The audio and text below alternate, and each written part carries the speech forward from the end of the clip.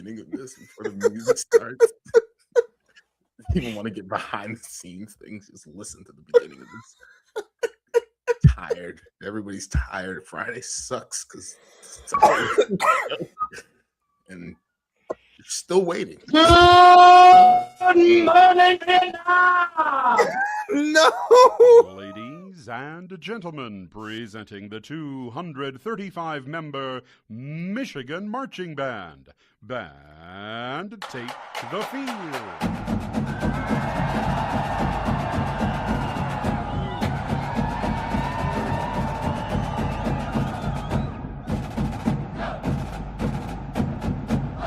Under the direction of Professor Jamie L. Nix, the M Fanfare.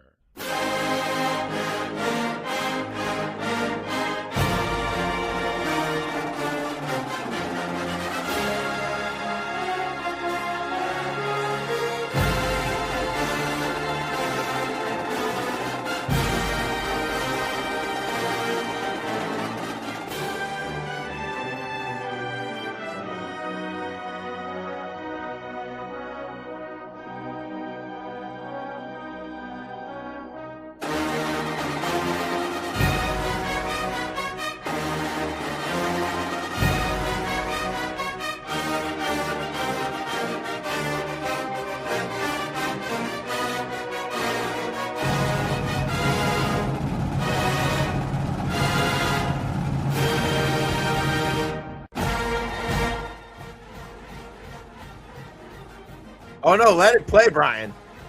Let it play. Oh yeah. Yeah, you like that.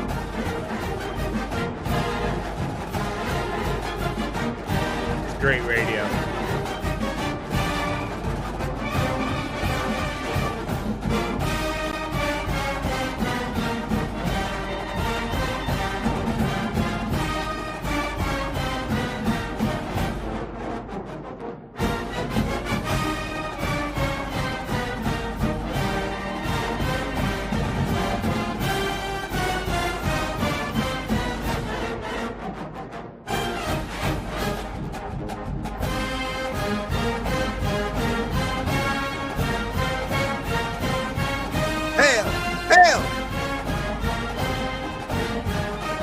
Let's go, Blue!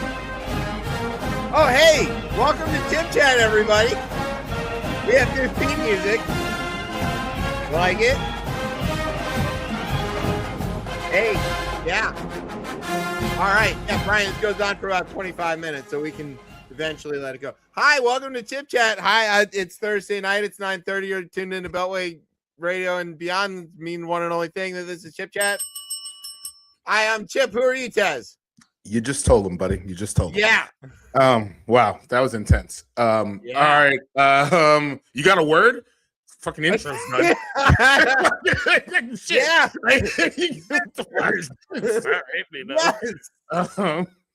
So, in case anybody is listening and can't see us, right? Tez is exasperated because once again, the Michigan Wolverines are champions at something big and important, and also right now the Frozen Four is on. So we need to check on that and see where we're doing, how we're doing great at that too. But I have on a shirt from a Big Ten champions from, I guess, 20. I don't know. We won the conference so many times in a row. It's getting a little hard to keep track of. But my new gear hasn't got here yet, but I did spend about $9,000 on Fanatics and MDN and everything else. You know, the night that we won, because we won. We're the champions. We're the best at men's basketball, and it's great. And I'm happy. And that's how the world works. So yeah. Hey, how's it going, buddy? It's going well. Yeah, congratulations. I feel redeemed as I was standing outside and talking to the gentleman walking down from the corner store, and we were talking college basketball. He's like, I got Arizona beating them, man. And I was like, no way in hell. I was like, it's going to beat them. And we argued for that a while, and I said, all right, well, see me when they win it all. And you guys won it all. So I'm waiting to see that gentleman who walks down the street. That is right. Currently, right now, we're beating Denver 2-1, by the way, at the end of the first period in the Frozen Four.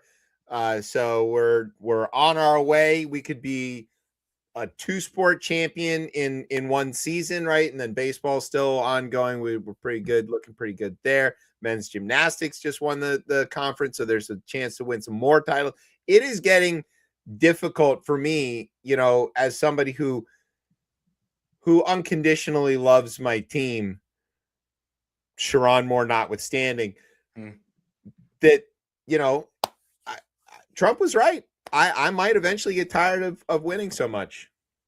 I haven't yet, but I'm just saying it could happen. Wisconsin won the other Frozen Four game, so we're going to be facing them. So it's going to be a Big Ten final no matter what. So, yeah. So this is a special edition of Chip Chat, of course, because, yeah, we won and we're champions of something again, and it's great. I'd like to thank Dusty May for listening to me, for all of the things that I told him over the offseason about who to pick up and how to get that team to gel, especially when I told him to get Yaks. That was a good call on my part. I want to say special shout out to Yaks for learning his jump shot from me. I did teach him that, but he made it a lot better. He's better at it than I am, so it's okay. He started with the best, so we'll. It feels good to win. It just feels great. Also, we have special guests this week. We have the folks from the Green Collar Pod. They're going to be here. Yeah. Is there any civilization that's still standing that you might want to check on? We'll get to that. He's been tweeting a lot tonight, by the way, trying to get himself out of that one. And we'll have the headlines. We've got some other stories. It's gonna be a blast. It's gonna be wild. It's gonna be all the things. Again, this time, look, not classic. You have a hop slam. We're going straight. Yeah, this has been. I've been enjoying these with the 4 listeners that we have, which right. I know. Look, you're ready to gloat. And funny that you mentioned that. We do want to send a special shout out to apparently all of our fans in Vietnam. It's been wacky. Today alone, almost 100 people in Vietnam have downloaded the show. And the 100 people, most of them are in Vietnam. Some of them are in Bangladesh, Kenya, Iraq, Pakistan, Brazil, Uzbekistan. Shout out to Herman Cain. Morocco, Venezuela, Bulgaria, Bolivia, Colombia, Indonesia, India, Mongolia, Nigeria, Nepal, Panama, Sweden, Ukraine, of course, and Uruguay, I guess, for our soccer content, and South Africa. I love that I gave you an opening by joking about listeners. You proceeded to list like it's the friggin' Olympics. Opening ceremony of you coming and of okay. I don't even remember the point I was trying to make about this. Anyways, oh God. I just wanted, the point of this is we have no idea what has happened, but we have all of a sudden seen massive listenership in Vietnam. And it's not all in one place. So it's clearly not just one person. It's in the 2 biggest cities in Hanoi and Saigon area, but and even a little bit in the middle of the country somehow. I don't even know how that happens in Da Nang. Who's listening in Da Nang? I don't know. So, you know what? If you're listening to this, I'm sorry. We are sorry. We're sorry. I don't know if he's sorry. I'm sorry. But I'm here. Yes. Those are the criteria. All right. So with that being said, do you have a word so we can hit the break and go on and actually do this show? Do I have a word? Yeah, I have a word. Okay. Let me see if I've got it. I had a word, but now I have a better word. Okay. Oh, God. I don't think it's a better word, but now I think I have a different word in my head. Well, we're going to try it. All right. So sit back, grab some eggs. It's championship time. You're listening to the best show, the only show, Chip Chat on Beltway Radio and beyond. Sweeps. Don't play that damn marching song. Okay. Hey, go, please.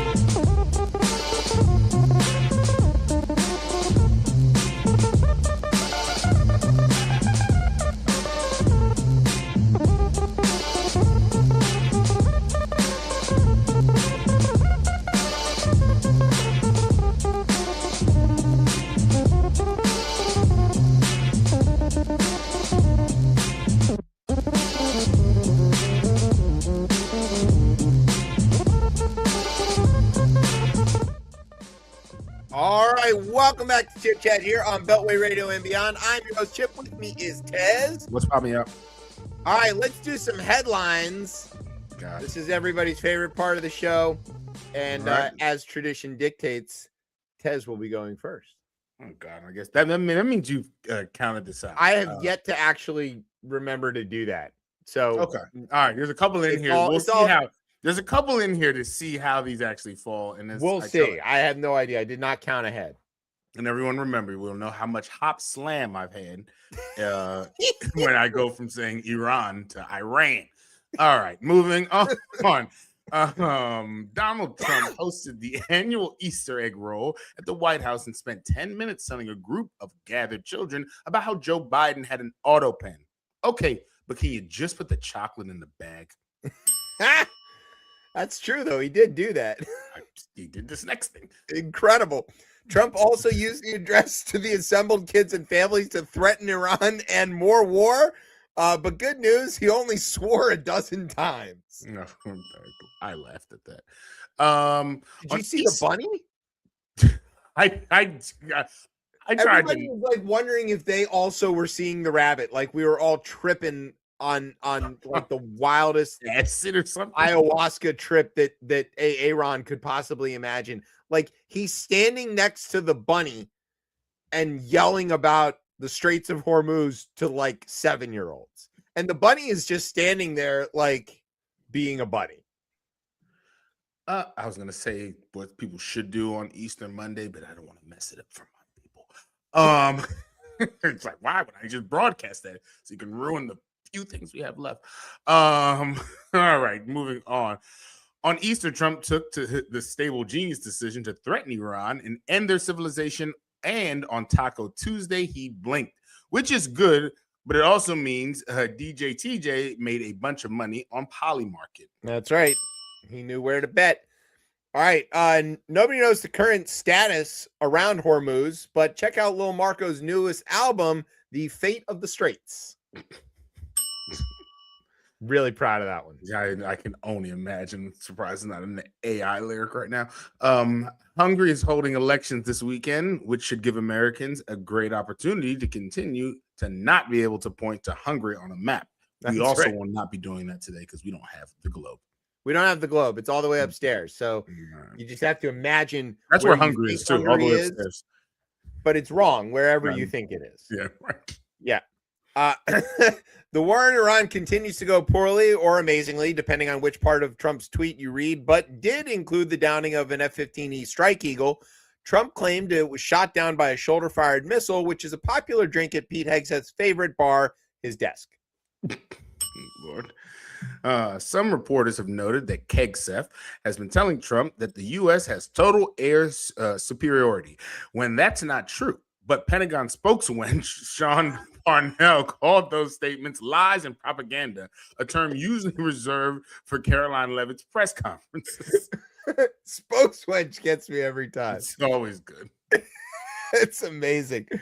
Trump met with NATO Secretary Mark Rutte and discussed pulling out, something even Trump admits he should have done with Eric. That was one I was looking at.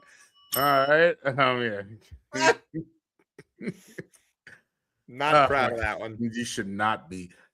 Pam Blondie is no longer the AG, and so she is not going to be appearing before Congress to talk about the Epstein files. Not that she was going to talk about them anyway. By the way, have you seen the Dow recently? Jesus, what a terrible. Anyways. Gasoline prices continue to rise due to the war in Iran and a whole lot of Viagra. The high cost of fuel has reverberated through the economy, driving up the prices of everything from food to the prices of Byron Gnome's balloon rides. Okay. Okay. Brian. Sorry, excuse me. NASA astronauts began their journey home despite trying really hard to stay in space until our planet calms the fuck down. Yep. No, come the fuck down until it calms the fuck down. Oh God, sorry. Speaking of space, Elon has been talking about placing data centers in orbit. So stay tuned for a future news story. Quote, large data center crashes to Earth killing thousands. Yes. In sports, UCLA beat South Carolina like Don Staley wanted to beat Gino after that Hey. sideline altercation. She asked us to move on. Did you not read the statement? So strike that one from the record. Sorry, Don. To move on. It's not moving on. Michigan claimed the national championship on the men's side, handing UConn yet another loss in a big game. Don Staley was happy. Okay, There we're not. you go. We're moving forward. Clearly. Yeah, well, we're just helping her do that. Okay. Kirk Cousins will be paid $20 million by the Raiders. Once Mendoza gets there, they will need a translator for all the Ned Flanders speak those two are going to engage in. There will be more flips and fracks and dang-its than you've ever heard in your entire life. Yeah, those two. In the break, I got to find out how much money Kirk Cousins has made because he's just been his agent is the best agent. The legend at the bank for years. Oh my God, all those franchise tags. Yeah. Oh God. Anyways. Oh, okay. I get to read this one. Thank God. Liverpool continues to try their best to perform some kind of weird Brexit. Yeah. Get thrown out of Europe. League. Yeah, Champions League Brexit, I guess. Yeah, it's sort of the same thing. It's kind of the same thing. And the Nets are in last place, but don't worry, the season is young and they can still lose a whole lot more games. In a heartbreaking fashion, too. I'd rather if we were getting smoked, this would feel, I'd be like, all right, well, we're just that bad. They're losing games that it's just they should be winning. They should be winning them. Like, this should be completely different. But, this is not a sports show. I know if you listen to the beginning of this, you obviously would think that it's some of the people in Vietnam apparently think so. Yeah, I'm, not talking. They're listening to episodes from like 2021. Like, I mean, I don't even know what I don't even remember what was on those. You know what? It's probably Brian's breaks. It's probably not us. It's probably not in 2021. We weren't doing amazing AI breaks then. Amazing AI breaks. Yes. That's what we calling that shit. Speaking of which, we're going to take a break right now. When we come back, we're going to talk to smarter, cooler, funnier people about their podcast. But we're going to take a break right now. You're listening to Chip Chat on Beltway Radio and beyond. Sweeps. Time for funny AI shit.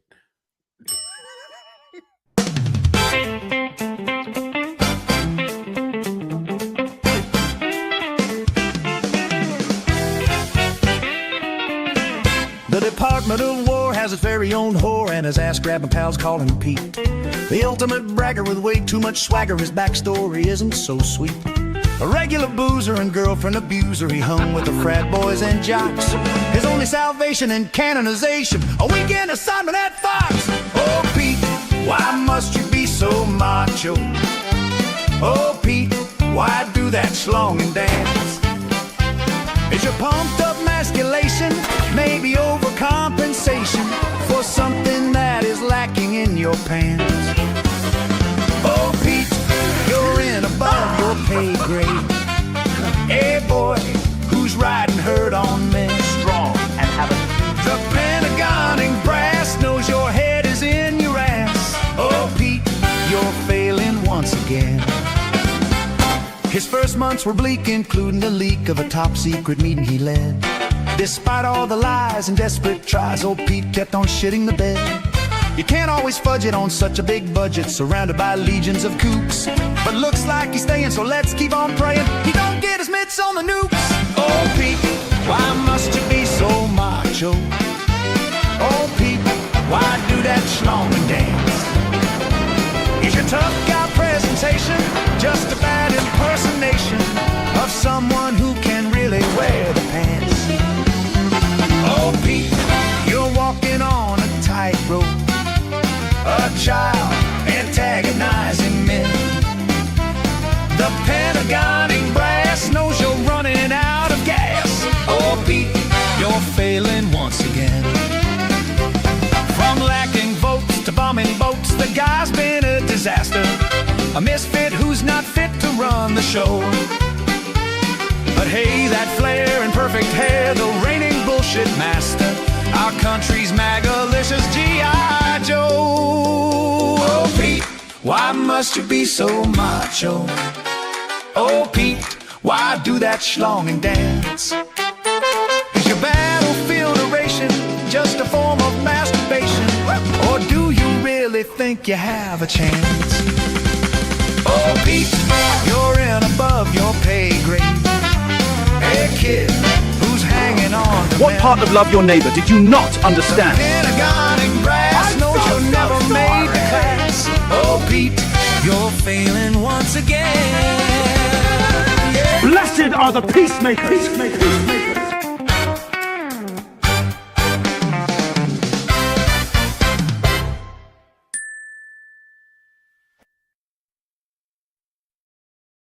All right, well, welcome back to Chip Chat here on Beltway Radio and beyond. I'm your host, Chip. With me is Tez.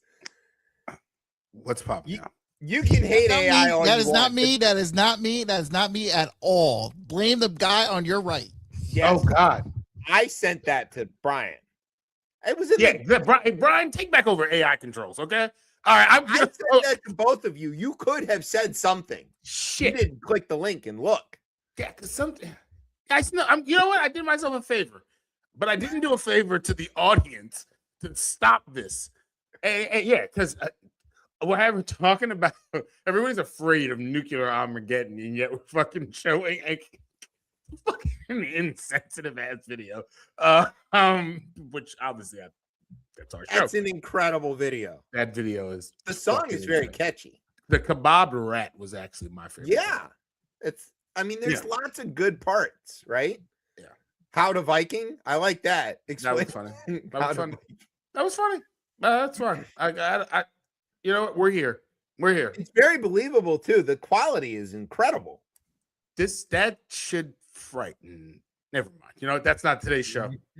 Yes, sir. Because we'll just skin. There won't be any water. We'll just continue. Our guests are having an excellent time in the comment section, which is a great reason to bring them on. So Kirsten and Aparna host the Green Collar Pod. They interview experts on the future and about how the green environment is built and the jobs that support it and that are building it and all of that stuff. And now for some reason they join us on our show. Kirsten and Aparna, welcome to Chip Chat. Hello. God. My mouth is sore from just like being in a perpetual state of smile / cackle / my jaw was open. That was art, I have to say. See, Tez is a hater. Yeah, I'm a hater. You know what? I'll be that. I'll take it. I'll take it. There's no defense for it, I think is a Yes. excellent answer. Good job, Kirsten. Thank you. I was trying to model the pun and dad jokes that you guys have excellently demonstrated. So yeah, no Department of Defense, no defending that video. No, that was good. I laughed. That's funny. That's good. It was really good. All right, we'll set this up so that we can get started with this. We did actually write questions. I wrote the questions. We're going to do this, but so Tez is our climate alarmist nerd on our show. But you two, have managed to turn that into something even more. So tell us about how Green Collar Pod got started. we're trying to recover from the video. Sorry. Man meme. Kirsten, you got this one. All right. Yeah. So it did start with AI in the sense that we got some help naming it, but certainly not in the way that you guys are using AI. All right, I need to deep breathe so that there's not just laughter, but this is going great. This is fun. No, this is good. This is how radio should sound. I do think your last guest commented like you got to put that transition later on, and I agree because you can't come in prepped when that's your intro. But Aparna and I have had many conversations with people looking to work in green industry, sustainability. Green collar came from the idea of there's a white collar industry, a blue collar industry, and we want jobs to be green. So green collar. And we noticed we were answering a lot of the same questions and thought, we don't need to reinvent the wheel. Like, let's record these conversations and then we can keep having them so that we can customize everything and talk to people and get needs met. But now we have this cool resource that exists online and we can tell people, oh, you're interested in this? Like, check out this episode. And the whole point is just to elaborate and shine a light on what jobs are green or how to make non-green, making air quotes for those not watching on video, but not green, into something that's more sustainable, and just clarify too, what does this job title mean? Like, everybody's heard of a doctor, a lawyer, an engineer, but like, have you heard of an operating engineer versus a what was Kieran, Aparna? He's a transportation engineer. Yeah, and studying how is that asphalt. sustainable? Mm-hmm. That's Yeah, important. so all these little stuff. niches. It is. And Yeah, interesting potholes aren't stuff. sustainable, man. They waste fuel. No potholes means you have better fuel efficiency. Well, and then there gets into all about permeable surfaces versus impermeable, and whether we've got like proper crowning on the macadam and all this. Pavement is awesome. I think people really understand how interesting pavement is. You know that there's sections of interstate in the Pacific Northwest that are original to the Eisenhower administration because the quality of the aggregate in which was mixed in the concrete when they were laid. Wow. Crazy thing to know about. You fucking nerded out. Exactly. It's just we're not. This is your show, okay? We'll do your segment about everything you know about asphalt later. I just wanted to join in. Jesus. Join in. That is not joining in. All right. This is going to be good trivia knowledge in one day in the future. Yeah, right. Exactly. I'll see you guys next Tuesday. I learned that from Marketplace. Tez hates Marketplace. That's his least favorite show. Shout out to David Brancaccio, whose last show on Marketplace Morning Report is tomorrow, when we will be in miserable shape trying to listen to it. He's leaving that daily grind to come work on our show. So you'll see him here eventually. Maybe. I don't know. We'll call Ray. He can get him over here. He knows him. They're buddies. They hang out. All right. So you have interviewed a lot of interesting people. We have interviewed a lot of interesting people over the years. Have you talked to anybody who has threatened to eat Mitch McConnell? Oh, God. You know, I think we'll leave the door open for that one. Future guests, if you're Great listening, answer. I Yes. would love to get a challenge. Yeah. I'll eat Mitch McConnell. Yeah, see? That actually happened on our show. Oh. Yeah. Fantastic. I mean, a sustainable diet is less meat, but if we eat each other, so then there's less meat eaters. I don't know. There's some math to be done. It's an existing resource. He's Yeah, there. I wouldn't call Mitch McConnell meat, so I think that's fine. Yeah, He's too rotten to be composted, so we might as well do something else There with we him. go. So Yes. There. Parna for the win. All right. I We knew usually you'd take be great on this look, show. if you guys ever want to come in and co-host, I'm always looking for people so I can take a day off. But the asphalt knowledge that Chip shared, it didn't cement his place. Okay, you know what? Here we go. All right. Man, this is awesome. Yes, this is all This is right. the best show we've done in a long top time. 10, top 10 right now. All right, so who are some of the interesting guests that you've talked to that really stand out to you? I think for me, the last one that we just put out, Dr. Maria Younger, was it was just very special for me. She's someone that really influenced my undergraduate career, my graduate career, has been a mentor throughout I don't know, since I was the wee age of 19. So actually getting to interview her and hear more about her career journey and get to showcase that to everyone, that's definitely one of my top episodes, just because she's watched me growing up for the last multiple years. So very happy to put that one out. All about concrete, cement, and cementitious material research. So folks, go check it out if you guys are curious what the difference is, because there is a difference. See, it is amazing, interesting stuff. All right, Kirsten, who's been your favorite person to talk to so far? Or not a favorite, that's not fair, because they're all your favorites and all. Yeah. But don't do that. Somebody that stands out. I'll give you the one that I got the most fangirly about, and that was Doug Talamy. He is an entomologist. He is a New York Times bestselling author and professor. But similarly to Aparna, I didn't have him as a professor, but I read his book way back when I was just getting into sustainability, it resonated so much. He has many, but the one I'm talking about is called Nature's Best Hope.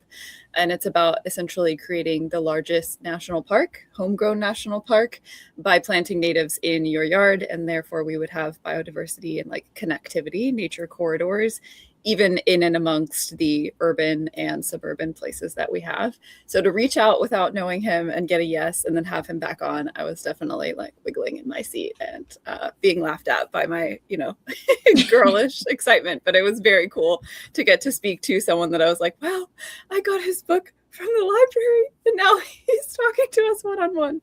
So yeah, that one stands out. Can we actually dive into that? Because both of you guys kind of like articulated, oh, this person, I really enjoy them, and now I'm actually interviewing them. Going into that, what does that look like of actually like creating the questions, like, and trying to like stay in the moment, but also kind of enjoying it? He's asking because he'd like to write some questions for this show one day. No, that's not. No, it's because I also interviewed someone I was real, and in the moment it was that's the reason I'm asking. One interview, and he's talking about it for years. Yeah, you talked to an economist. One year. You talked to a famous economist, which was very cool. I think I could get a little nerdy about talking to one of them too. I'll throw in, I do think it's very helpful to have a co-host, because in those moments where I was just like, I'm like, I have a question. That was when she could talk. Yeah, exactly. So it allowed like me to come off as more put together and intelligent, I think. Of course, we don't do ours live, so there's also the benefit of post-production edits, but that's hugely helpful. And then I'll toss it to you to talk about our prep. Yeah, sure. So we have a standard list of questions, and the way that we usually reach out to folks, either a cold reach out or someone that we know, is we'll send them a message, we'll gauge interest, and then we have like 10 to 15-ish questions that we just want to give them ahead of time so they can prep themselves. We also ask for an intake form so we can get a bio about them, questions they want us to ask, questions they don't want us to ask. Maybe they are vegetarian, they don't want to eat Mitch McConnell. Totally fine. Good to respect that.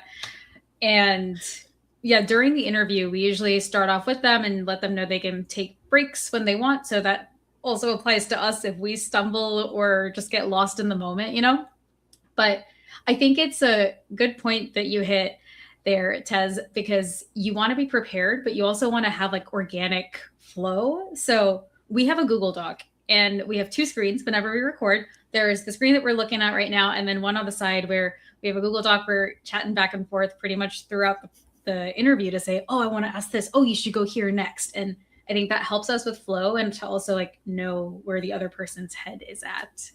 What's really remarkable about that is we have the same basic operation, but we never learned to do it. It just sort of like became the thing. It is a magic thing when you have a show. It gives you this like crazy excuse to just cold reach out and call somebody or email them and say like, hey, I'm interested in this thing you're doing. Could we talk to you about it on the radio? And people who would never talk to you just for fun will be like, oh yeah, absolutely. What time? And then you're like, oh, cool. So, we write our questions ahead of time, which we never stick to. And as you can see, we do have a way to communicate sort of off screen. We write a Google Doc too with the whole script and everything. I write the Google Doc. And like, there's a whole organic show up, man. Listen, ChipChatistan will have many, many people in the cabinet, but hold on. We have a question about that. Don't read ahead. See? Oh, there's a flag and everything. We have props. There you go. I love that. We need that. We just have the bell. A real peek behind the scenes. I have a comment, but you mentioned ChipChatistan, and we would like to formally propose cabinet positions as requested on your last episode. We have a few titles that we're willing to accept. Co-ministers of sustainability works, but if you want differentiation, we could go like ecology, environment, circular economy, materials. And we have some edicts as well. But first, we'll get if there are any other questions. That's number 6 on our document. All right, we're jumping ahead, but so we do want to know about that. But that's good. You've already got the enthusiasm already. It's all right.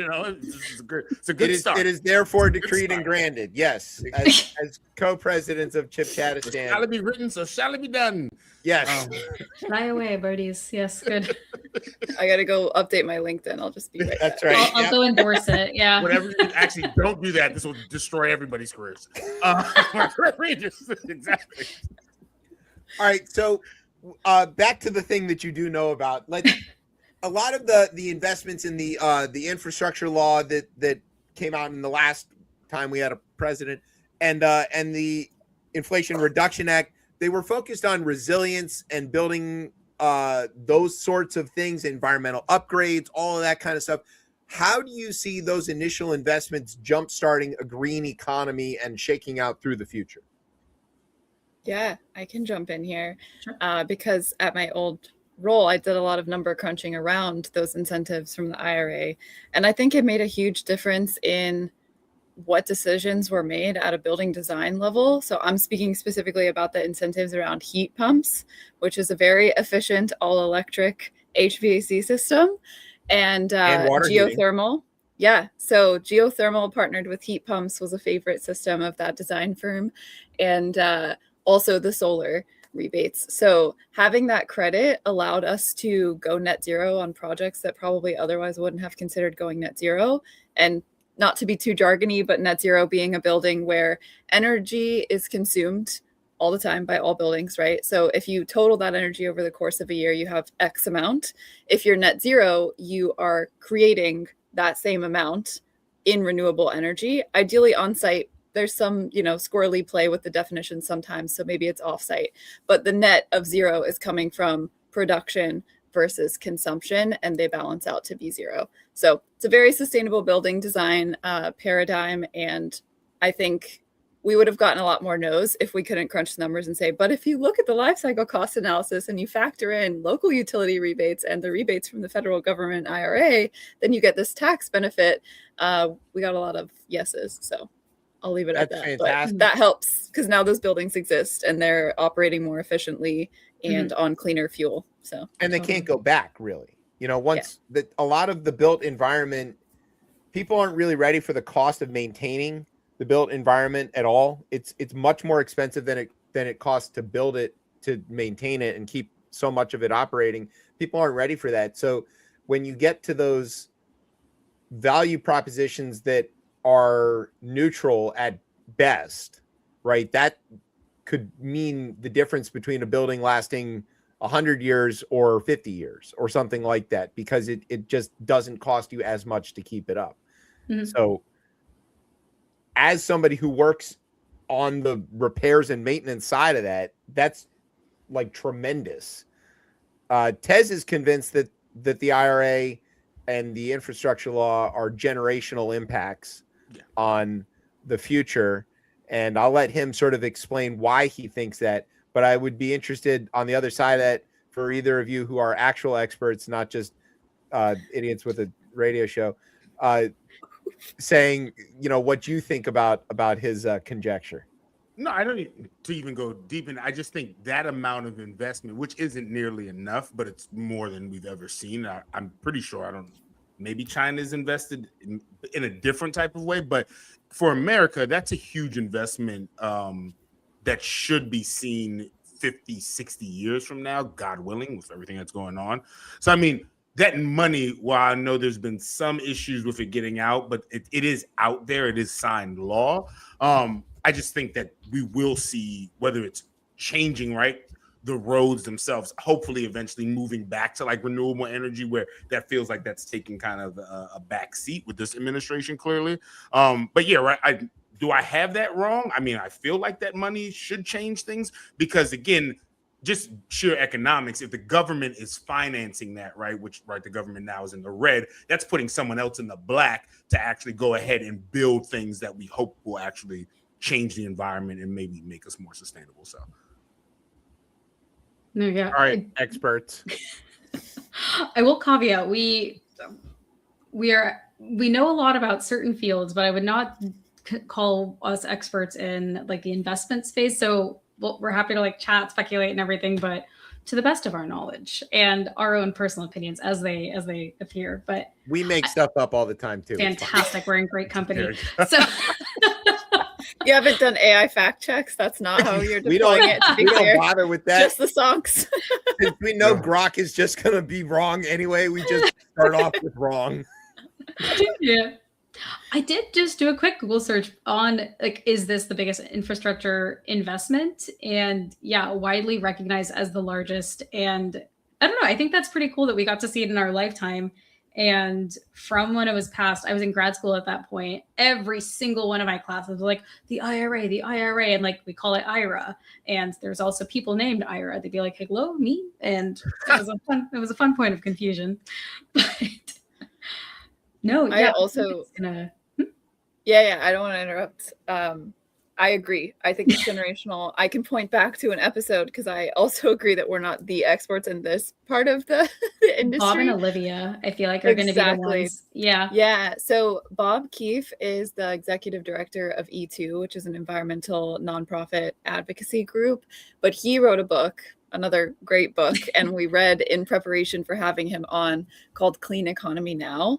And it basically, the entire book is about how the IRA impacted red states for the most part. It covers Right. both, Mhm. but Yes. I think it's something like 80%. Now that I know we're not fact checking, no, I'm just kidding. I do think it's something like 80% of the funds that were dispersed were into investments into red states. And it was largely manufacturing. So bringing foreign investment over to have manufacturing sited in places like Georgia, South Carolina. And he's telling the stories of these businesses and the deals that were able to be brokered based on that money.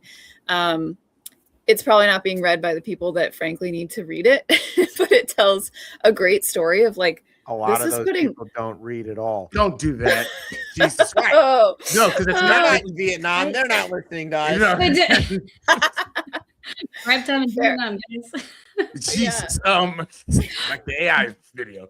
There is a cool documentary that I watched last week on that exact topic. So if you don't read, you could watch. And it's called The Conservatives. It's all about the kind of climate activists within the conservative party and how they're trying to further an agenda from like within, which I thought was really cool. And there was a lot of support for the IRA from this like small coalition, and talks about how they kind of influence like a conservative climate bill as well. I need to learn more about that, but I don't know. I It's think kind of Bob started that, and it's like having a like. There's so many cool impacts that the IRA has on every single person, and like there are multiple ways to digest the information. So I'll offer a documentary up to the masses as well.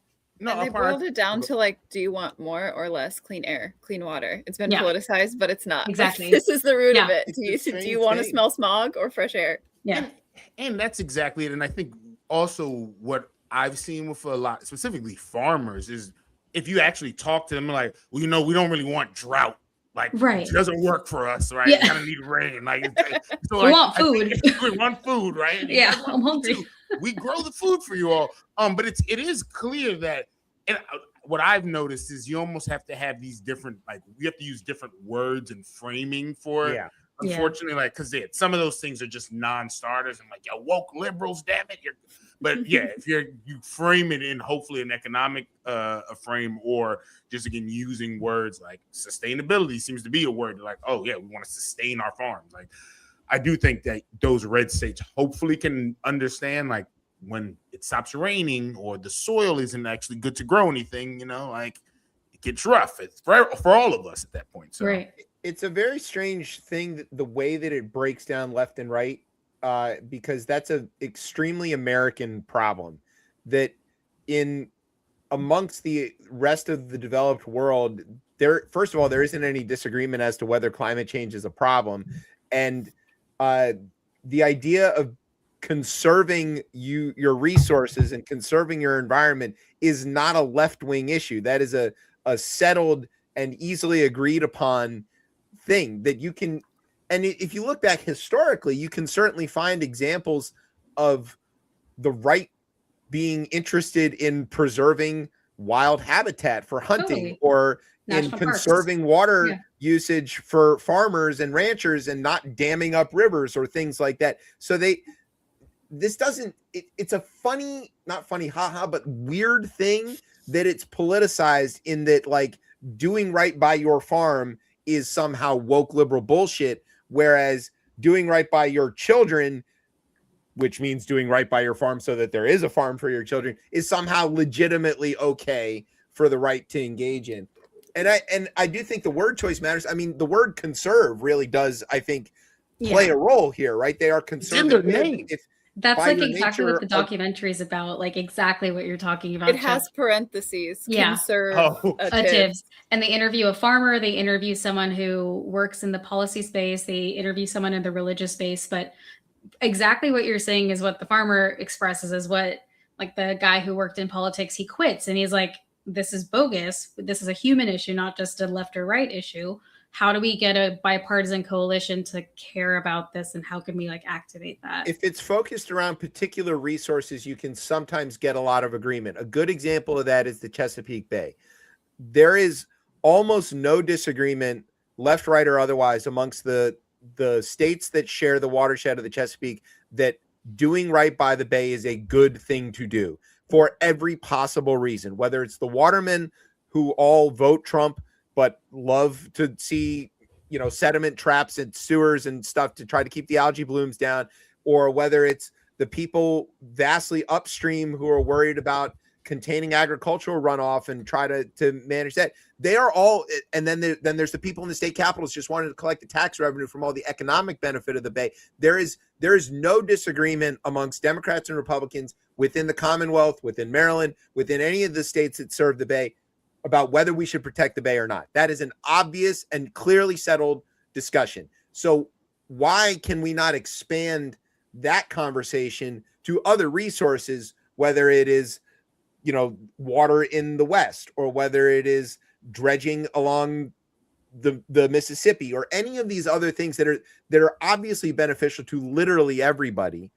How come it gets tangled up in this? So I guess I'm not going to read the book because I don't read. That's Tez's job. But you can watch. I guess I'm going to watch the document. I'm not going to watch the documentary. I'm going to listen to the documentary because I don't watch things. I listen while I work. But that I think I'll check. You know what? I'm going to have Fresh Air watch that and then do an episode about it, and then I will absorb it from listening to Fresh Air discuss it. That's how I'll do that. Okay. Excellent. Let me ask you this. Is it clear from where you sit that the climate crisis itself presents an economic challenge, but also an opportunity for economic growth, especially in the green collar job space? And what would that growth look like to you, or what does it currently look like to you? You want to take this one? Yeah, I can take a stab at it. I think, I don't want to sound too fear-mongery, but like what does keep me up at night is the economic problem side of this. What's at stake is everything. We mentioned farmers. I mean, you have a drought, you can't grow crops. But even if you don't have a drought and you're growing crops, I think you mentioned soil, like nutrition and nutrients in the soil is depleting because everything is so linear. It's a take model, and then it goes to the waste. Nothing goes back to the soil. So the food that we're growing, studies have shown, is less nutrient dense than it was decades ago. So even if we're eating the same amount, we're not getting the same amount of goodness from our food because our food just doesn't contain it. So, I mean, any way that you look at it, be it what we need to eat. Okay, then we talk about buildings, shelter. We all need some kind of shelter. If we run out of fossil fuels and everything is based on fossil fuels rather than renewables, you might have shelter, but it's not going to be heated and cooled in the degrees that you're used to. And that might not be an issue in mild climates, but frankly, the climate, I don't know if you guys remember, but 3 weeks ago in DC, we had snow one day and the next day it was 80 degrees, or I might be reversing the order. Everything's because fine. it's so wacky. My brain can't. It was snowing in the morning. It was sunny in the afternoon. It was like 3 Fridays ago or something. Yeah. So people that are vulnerable, both in terms of climate and just economically, in terms of being able to not afford the energy burden of heating and cooling their homes with these extreme crazy swings where you would have literally been heating and then cooling to undo the heating that you had just done. They're at risk of the health effects of these things. And when you get into vulnerable populations in terms of age or comorbidities, literal death is what we're facing. So a lot of that scares me. I said I wouldn't get too fear-mongery, but it really is every single thing. Supply chains would fail if we didn't have fossil fuels because so much is based on trucking. So you wouldn't be able to get food to your grocery stores. Nothing would be in the mall for you to go shopping. There would be no recreation things because we rely so much on the stuff as opposed to the experience and then the power that powers even those things that aren't stuff based, like going to the movies. But again, do you want to sit in a hot theater? No, theaters became popularized because AC because of air conditioning. Yeah, exactly. So it's like I can take it any direction you want and get a little bit nervous about it because everything relates to this and everything is at stake. But on the flip side, the happier side, in terms of the opportunity, I mean, the opportunity is to save everything. So Yeah, I don't know if I can get a lot more specific, but that really is the crux of it. Like we can save ourselves or we cannot save ourselves. Like every single thing that you mentioned, there is the flip side. Like with elderly populations, with vulnerable populations, isn't there an opportunity in giving them housing that reduces unemployment, that increases the population that's able to work and contribute to the economy? Everyone's happier at the end of the day if we have more people happily employed who feel fulfillment in their lives. I think an interesting lens too with this is like with economic opportunity, with growth and everything. We read a book for a workbook club last year called Donut Economics by Kate Raworth, right? And her whole theory is we're in such a growth centric world right now that's just like more, give me like more productivity, more stuff, more output. But the earth has a carrying capacity. Most things have a carrying capacity. And you want to find the sweet spot of not using up all your resources before it's too late. So if you take the world and think about it as a donut. So in your mind's eye, everybody, think about a donut, and the actual doughed surface is going to be, I look like I'm doing a Doctor Strange move right now. the dough bringing about the world you want to be in. Step through, let's go.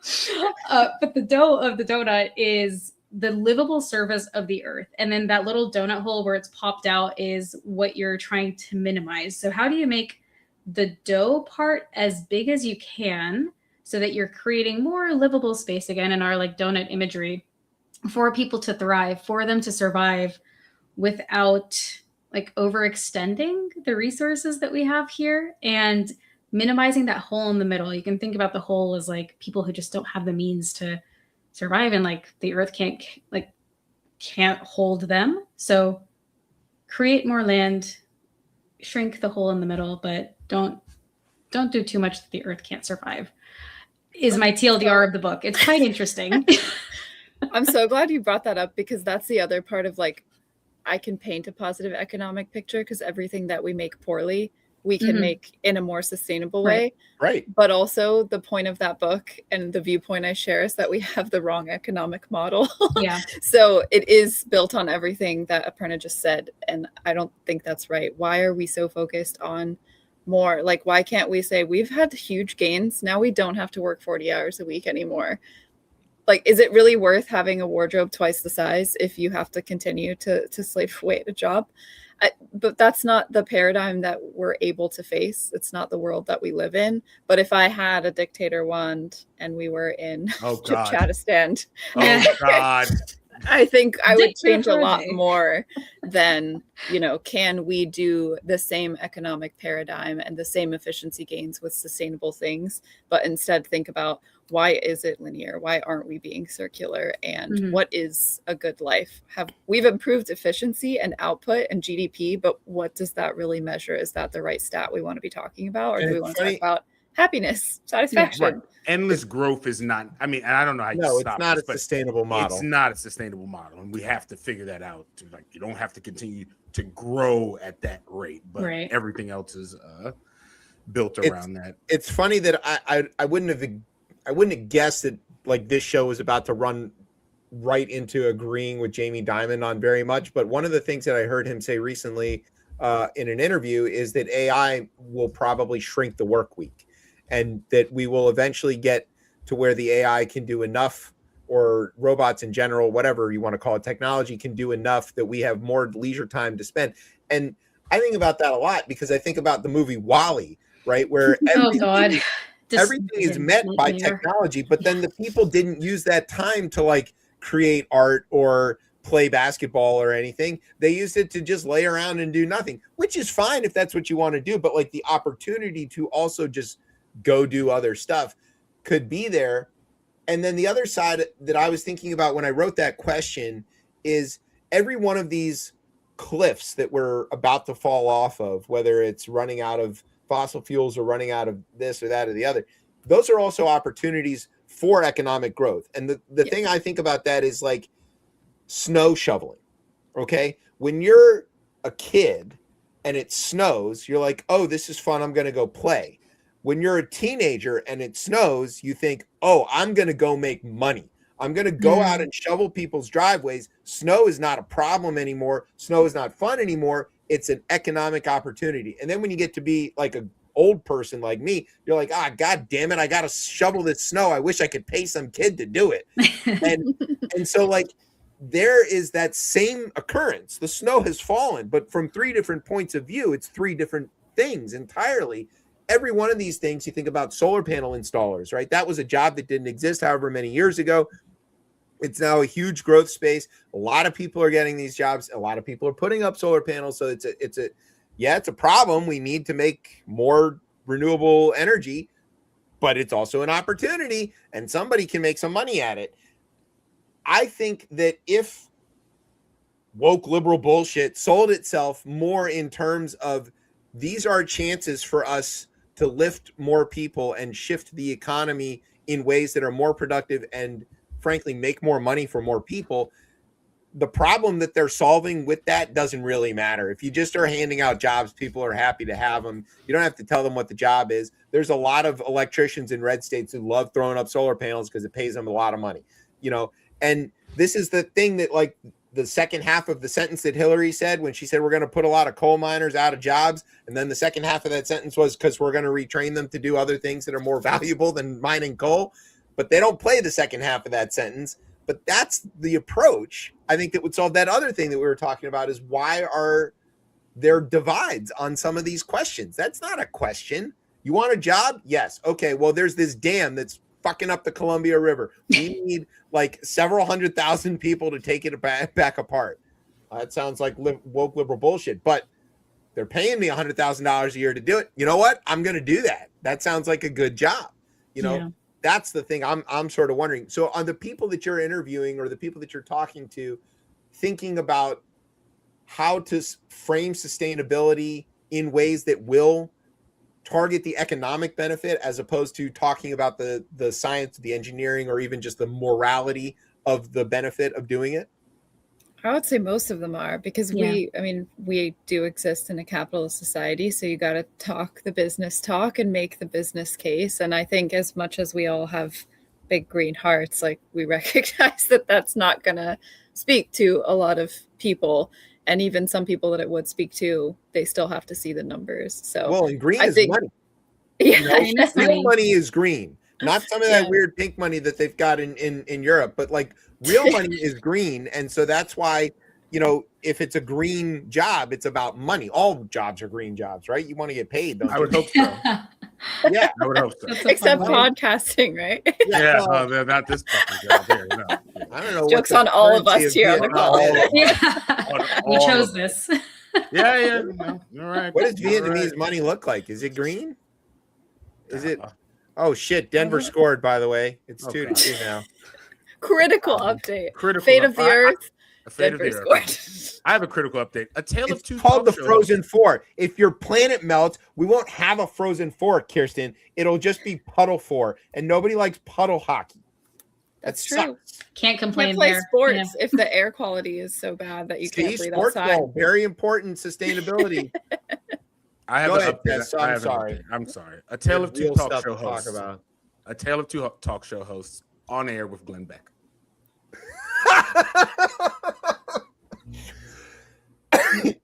Okay, now you have to explain what you just did. I will not explain it, and we'll continue on. Okay. An Easter egg for all of the Vietnamese audience that's listening in dutifully.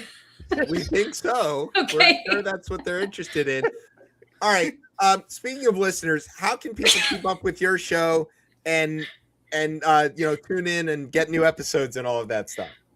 Well, we love to have some new listeners, especially all of those Vietnamese folks that are listening in here. Oh, wow. It's popped up on the bottom right hand. There it Thank you is. so much. So we are called the Green Collar Pod. We are on Spotify, Apple.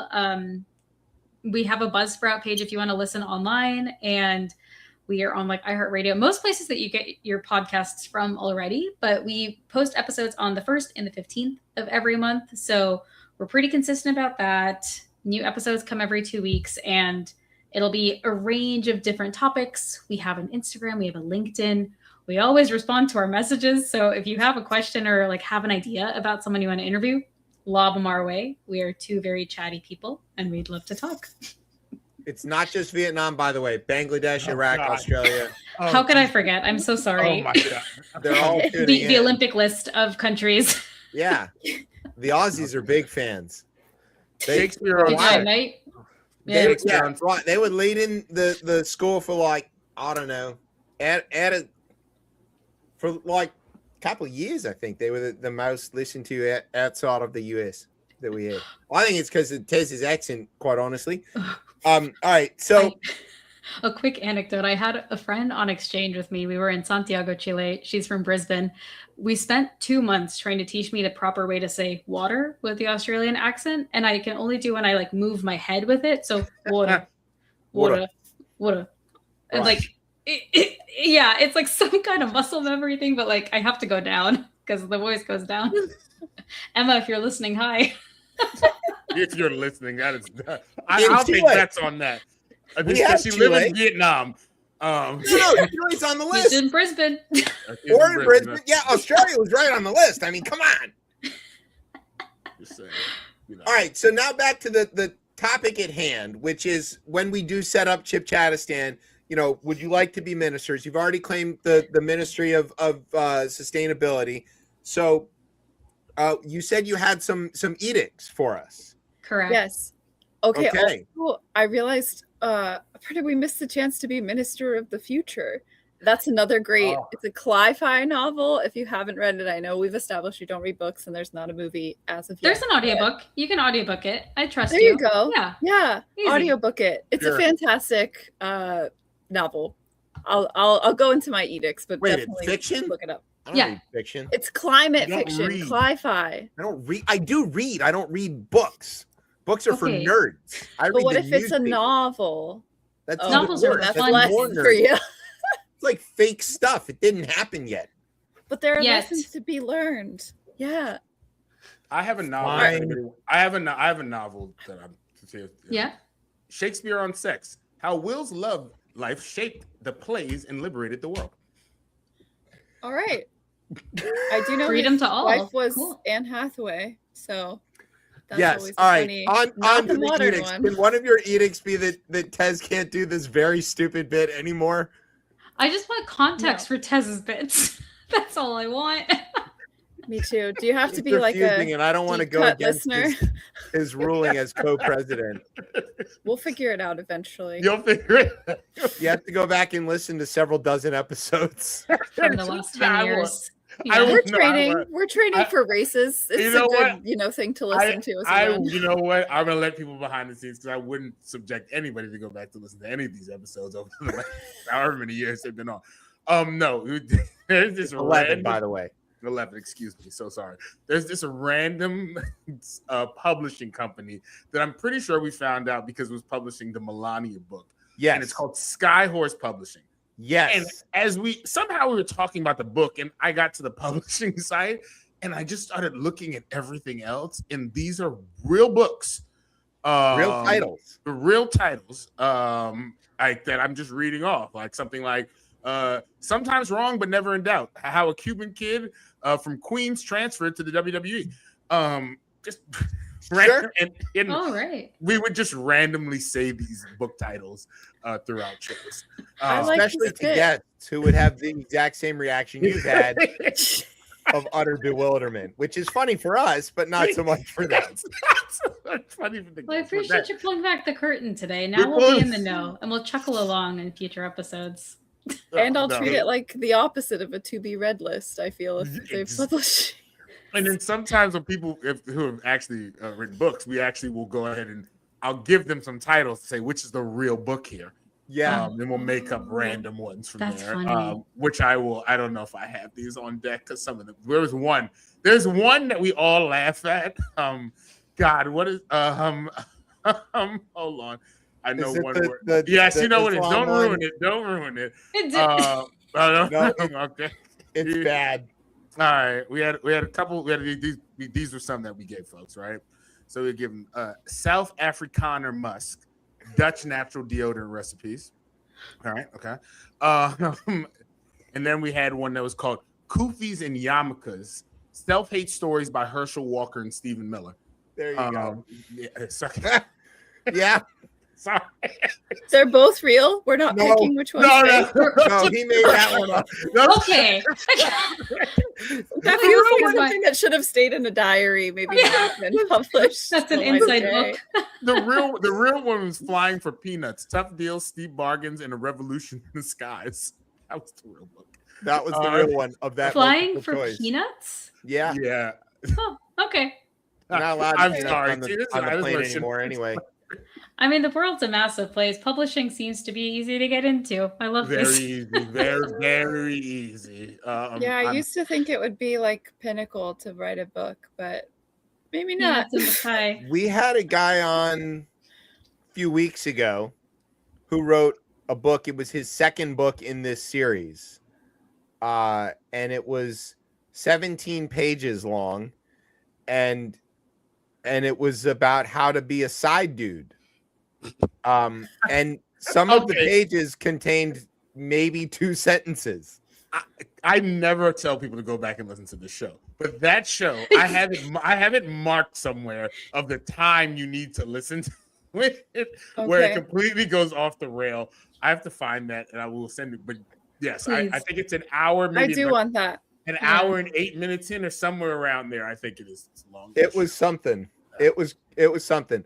I mean, Uh, 2 sentences per page, that's the level of commitment I would expect from someone who's striving to be a side dude. Yeah, it was a remarkable interview. I have to say, it was maybe one of the straight. This is a strange show. That was one of the stranger moments that we've ever had. Let's make it stranger. Framed, fucked, and freed. A Governor's Odyssey. That Wait, feels is that of the what's his times. name with the Appalachian Trail? No, I don't. The Sorry. dude from South I like Carolina? this bit. I think as ministresses of sustainability for ChipChat Astan, we're gonna keep Tez. And- Oh, thank you. Yeah, we're gonna keep him doing his thing. You're Yeah. the co-president, but we're choosing to keep you, just so you know. No, I want this to be a democracy. Eventually, there should be votes, and we should all be voted on. That's their first edict. All right, what are your other edicts? Oh, yeah, okay, yeah, sorry. Please, sorry. If we were dictators / ministresses for the day, here are a few of them. Cut me off if I run too long. So, all products On this developed. It could still happen, don't doubt me. But all products developed and sold must first be approved, and that approval will require demonstrated plan for repair, take backs, and breakdown for component material reuse. So this is the start of our circular economy, okay? I like that. All 100% buildings will right be to net repair. zero, and not just net zero energy, but net zero carbon, waste, and water. So another podcast on how we can do that, but it is possible, and there are certifications that there are some buildings like this that exist. Ants do it. Moving on to transportation systems will be fully centered on shared use multimodal means. So cars will take a backseat for once, pun fully intended. Low on the Oh, I totem pole. love So it. There, I imagine didn't catch it. Didn't catch it the first time. There we Like go. city bike on 1,000% steroids. Yes. Okay. Again, for the listeners, picture with me. This is what we're talking about with multimodal like transportation. You have a scenic commute through maybe a forested road. You've got lanes for bicyclists, scooters, walking. There are lots of benches along the way to stop and take a breath of fresh air because there's no NOx and SOx and carbon dioxide floating around from tailpipes. And then there'll be snack spots. Also, culturally, there will be a shift where gardening and foraging information is provided in the school system. So as you're taking this commute, maybe you stop for a snack that is just edible vegetation, which you know is safe because you had that class back in 2nd grade. You know what I'm saying? You feeling me? That's Isn't this amazing. a dreamscape? Wait, can you slightly amend the edict of banning bike shorts though? Because that's not okay. I don't think that's a thing. If they're compostable, I don't, I am a what do you call it? The dictator that's nice. Benevolent dictator. That's my title. You can't Bike have shorts I'm a nice are allowed. dictator. Yeah. That's a nice dictator. Oxymoron, I think, kind of. Yeah, a little. Yeah. This is a dream world, though. So these Yeah. things That's can true. exist. Exactly. Yeah, but spandex creates microplastics. So True. Yeah, only Yeah. natural fibers. So Right. in this case, they would Yeah. have Bike to shorts re-engineer. out. I'll chime in real quick because that's a good tie-in. One of the ones that we'd also like is no petroleum-based products anywhere in circulation. So goes from fabrics to construction materials. We want natural, we want bio-based materials. We want good stuff for us. Okay. Yes. I love it. First We're into your fans next of that. one. Yes. And Continue with the edicts. Goods and materials, we would have these third spaces accessible by these beautiful commuter passageways that would allow communities to actually gather and have a sense of community without being focused on consumption. So if we think about third spaces now, it's like a mall or a restaurant, and it still focuses on consumption. You're eating or you're shopping. So we would have neutral, nice third spaces along these trails. If you wanted to go, it's bad weather. I get it. Some people don't want to bike and walk everywhere. You got to carry something heavy. So we would have passenger rails and then high-speed trains, all We electric. love trains. We Long- love ice long cream. travel. Yeah. Yes. We Can love I ask a question while you're planning out this future though? What about all of us who have to go fix stuff? Like we need our trucks to carry around all of our tools and parts and shit to fix things. electric, Can't do that on a bike.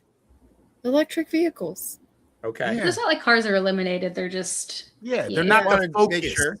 Yeah, They're you'll not get the your focus. electric F-150 Yeah. or whatever the hell. Okay, now does my drill have to be made of like not plastic? Because we used to have metal drills and then you get shocked and die. So can Oh. we have some I'm plastic? sure we can come up with some sort of plant-based polymer. bio-based. Yeah. Yeah.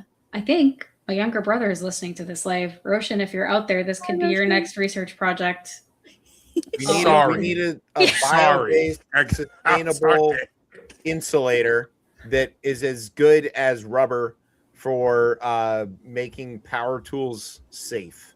Yeah. Where I mean, do this is our stocks first go? 100 days, guys. Like we have okay. time All to right. figure All out, Get ahead of lay ourselves. out the framework, and then innovation is to follow. Okay. So instead of but dictator for a day, it's dictator for a decade.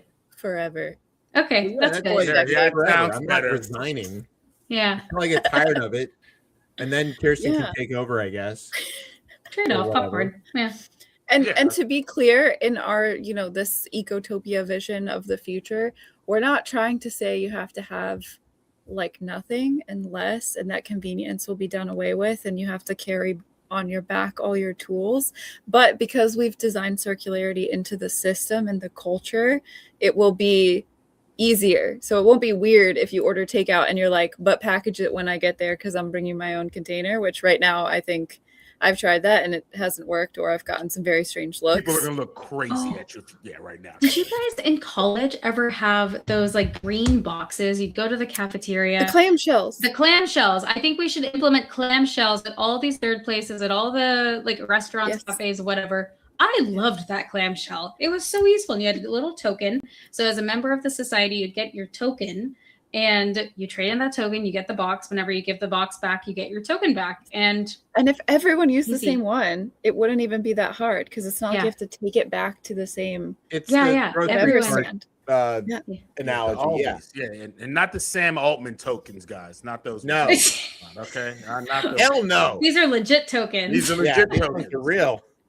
And worst case, if you forget your bamboo container or you're trying to get food for more than fits in that, we would have fully compostable bio-based, as Prana was saying, containers. So it's still going to be the same like type of life, just with an emphasis on satisfaction and not making such a difference, or a difference in a negative way. It'll be making a difference in a positive way, but less about like something you have to do and more about it's just built in to the society. Yeah, the society takes care of everybody by us all just doing our own piece of it, and then everything is easy for everybody.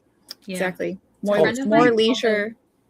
A friend of mine called this like being conscious, not even like woke, like we've been saying here, but just like conscious. So we're all being conscious. Denmark does this all the time. Yeah. It's like walk around and there's bikes everywhere, and then they all sit in these third spaces and be cozy or whatever the hell they're into. Yeah. Yeah. Little Danes are some strange kids people. on the back. That was one of my favorite things to see when we were there. But yes, if this doesn't work, I do have a dictator version, and that's where we utilize all the existing technology we currently have that's like creeping on all of your cookies and your cache and all of that, largely for marketing purposes, but we're going to repurpose it just to make sure that no one is consuming more than they're supposed to be. This is where, my vision starts to go maybe a bit too dictator. No, I think on that. No, that part's good. That part's good, especially with like when you buy things, if you can like tag a person's name to like a desk, to a chair, to like a bed, whatever, and like how they're using it, when they dispose of it. Like if they ditch it on the side of the road, I can scan that and be like, hey, Kirsten, you forgot your chair on the side of the road. Come pick it up. Yo, litter bug. Yeah. Yeah. You'll be fine. It's my version of being nice to each other, God damn it, or else. Yeah. Exactly. Yeah. I love this plan. All right, Tez, you see, I'm not the only one. This is a great plan. We love it. So here's what we're going to do. Tell everybody again where they can listen to your show, how they can get the stuff, because it is a school night and the show is, we're on the shorter end of it, but eventually, some people are going to want to go to bed. So tell people again where they can get your stuff and where they can tune in. And then we're going to take a break. If you want to stick around and do the rest of the show with us, you are very welcome to do that. If you also do want to go to bed, you're also very welcome to do that. Or whatever you want to do. I don't care if you want to go jogging at this time of night. It's fine. But it's not safe. I don't believe. The fox is out there, so I'm just letting you know. It's out back yelling its freaking head off. So, what does the fox say? Loud. That's what the fox says. It's loud, and it sounds terrible. Listen to Green Collar Podcast and save my kind. That's what it's saying. Yes. It's yelling in fox. Speak fox. Duolingo's working. Yeah. For fox's sake.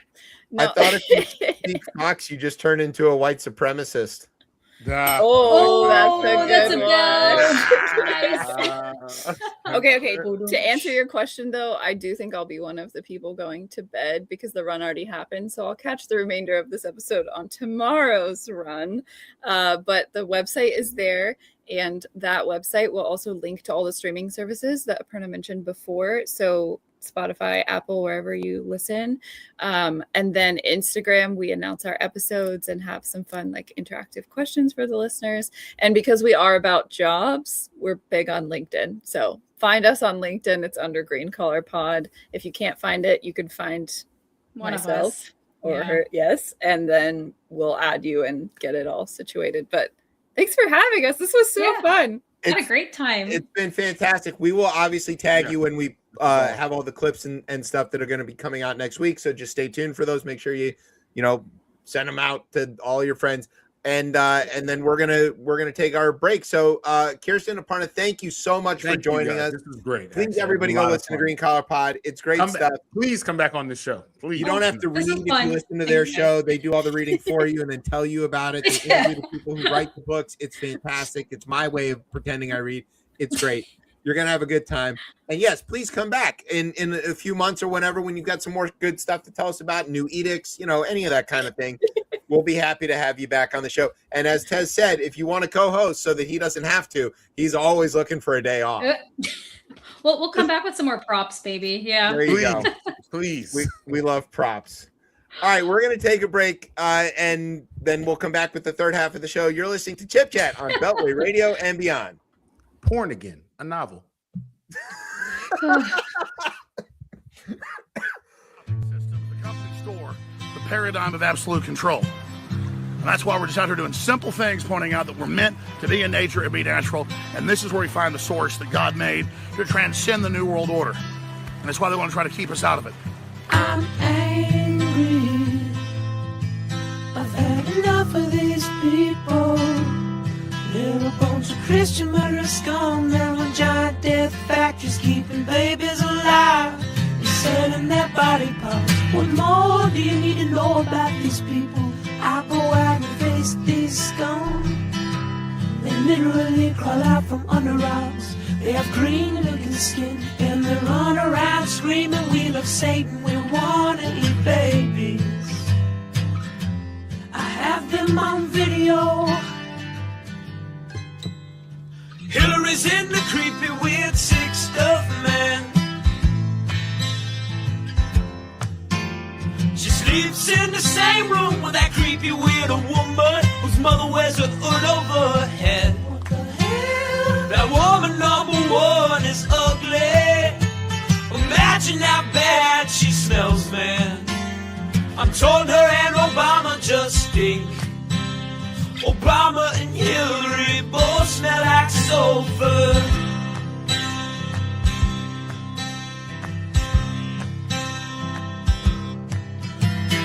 Near the roof, vampire pot belly goblins are hobbling round, coming after us. My spirit gets close to that evil and I feel it go.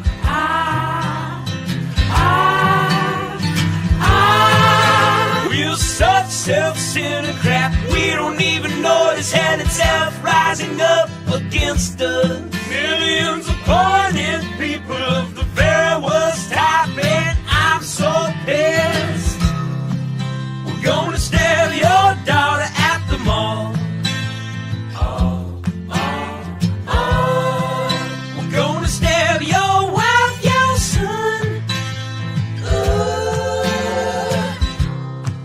We're gonna stab you with a butcher knife, and then the police chief is gonna say, we love our Somalis, we love our Muslims. Oh, they're so good, oh, they're so sweet. I was watching Fox News as I worked out this morning.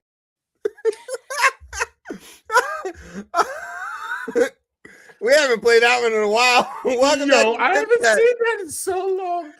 here on Radio and Beyond. I'm Chip. Who are you? Wait, I don't even know where we are in the show. That's all right. Again, Tez, you got to do your PSA I know, I now. haven't seen that one. I wasn't ready for that one. As always, please, as you see on our screen, if you're watching us and if you're not, please donate to the sandyhookpromise.org. Sandy Hook Promise, because we allowed guns to kill very innocent small children in this country, and we did nothing. And the guy we played before believes that's a false flag operation. So please, yes, Sandy Hook Promise, please donate sandyhookpromise.org. There you go. All right. So we just talked to the folks at Green Collar Pod. So please go check out their stuff. Amazing. That's clear. I can tell that it's just clearly, obviously, everybody should be able to tell that's a entertaining podcast, regardless. It is. And it's also a place where you can learn a lot of stuff. And it's like I don't know what's like the most addictive drug in the world for you, Tez, but that would be it. I think that's better than Hop Slam for Tez. Yeah. It's all right up his alley. You're very funny. Yes. Okay. So now we've come to the part of the show that's called the Rundown. This is where I tell you about some stuff that's going on in the news. If we were real newsmen, it would sound a little something like this. How do we 25th Amendment is asked? Yes. We won't have the 25th Amendment in Chipchatistan. We can't be removed. Oh, God. No From worries. Beltway Radio and beyond in Washington, D.C., I'm Emmy-nominated TV newsman and just bona fide sexual beast, J. Scott Smith. And this is the part of the show where I tell some stuff about well, maybe not me, but somebody else is going to tell some stuff about what's happening in the news. So what's going on in the news, fellas? Thanks, Jay. All right. And Jay's over there in Detroit. He's, unfortunately for him, a Spartan, but he's, I'm sure, covering all kinds of joy and happiness happening in the Detroit area and around Ann Arbor, as you know, we're winning at He's everything. most excellent at covering joy and happiness, actually. Yeah, he's full of joy and happiness. Yeah. Also, we are up 3-2 against God. Ender. So joy and happiness restored on my end. But maybe not so much for Kash Patel.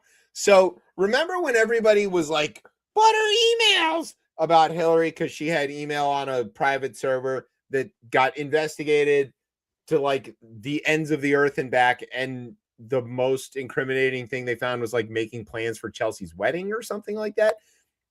Kash Patel's Gmail got hacked because his password was like password 1234, or I'm sure it was Cash rules everything around me, Cash with a K, and super skater, 3Ks. Yeah, that's very funny. Yeah. Anyway, so the FBI on Friday confirmed that hackers had targeted the personal emails of their director, Kash Patel. He's the FBI director. It's just a silly town, USA. Like, what are we talking about? I mean, it's just Stalin all over again. Yeah, it is. It just doesn't make any sense. I don't. Where were the hackers from, Tez? Are they Iranian? Yes, they're from Iran. Of course they are. In a statement, the FBI confirmed that the agency was, quote, aware of malicious actors targeting Director Patel's personal email information. We have taken all necessary steps to mitigate potential risks associated with this activity, but not before the hackers published embarrassing photos from his email, including him getting down and a little funky with a cigar. There you go. That's why they want Cuba. The Handala group, whoever they are, they're the hacker collective that did it. What is he doing with that cigar? That's why they want Cuba.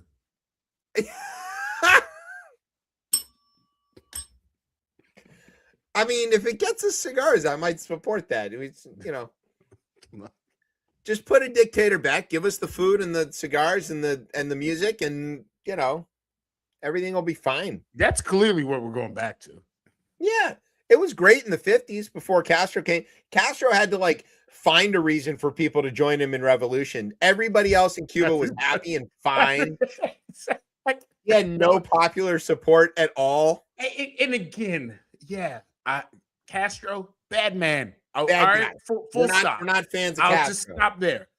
Full stop. But what I will say is, why do revolutions happen? That's all. I'll leave it at that. Do your own research. Again, go look at the history.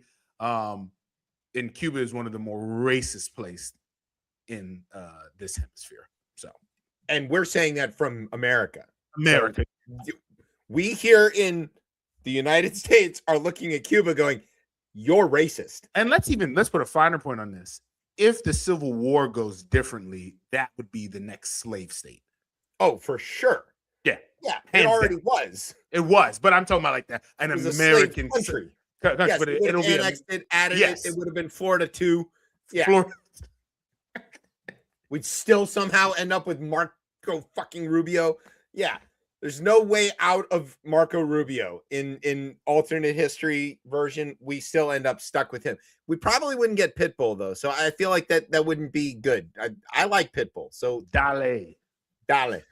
All right. So Politico has this story. A bunch of folks have this story.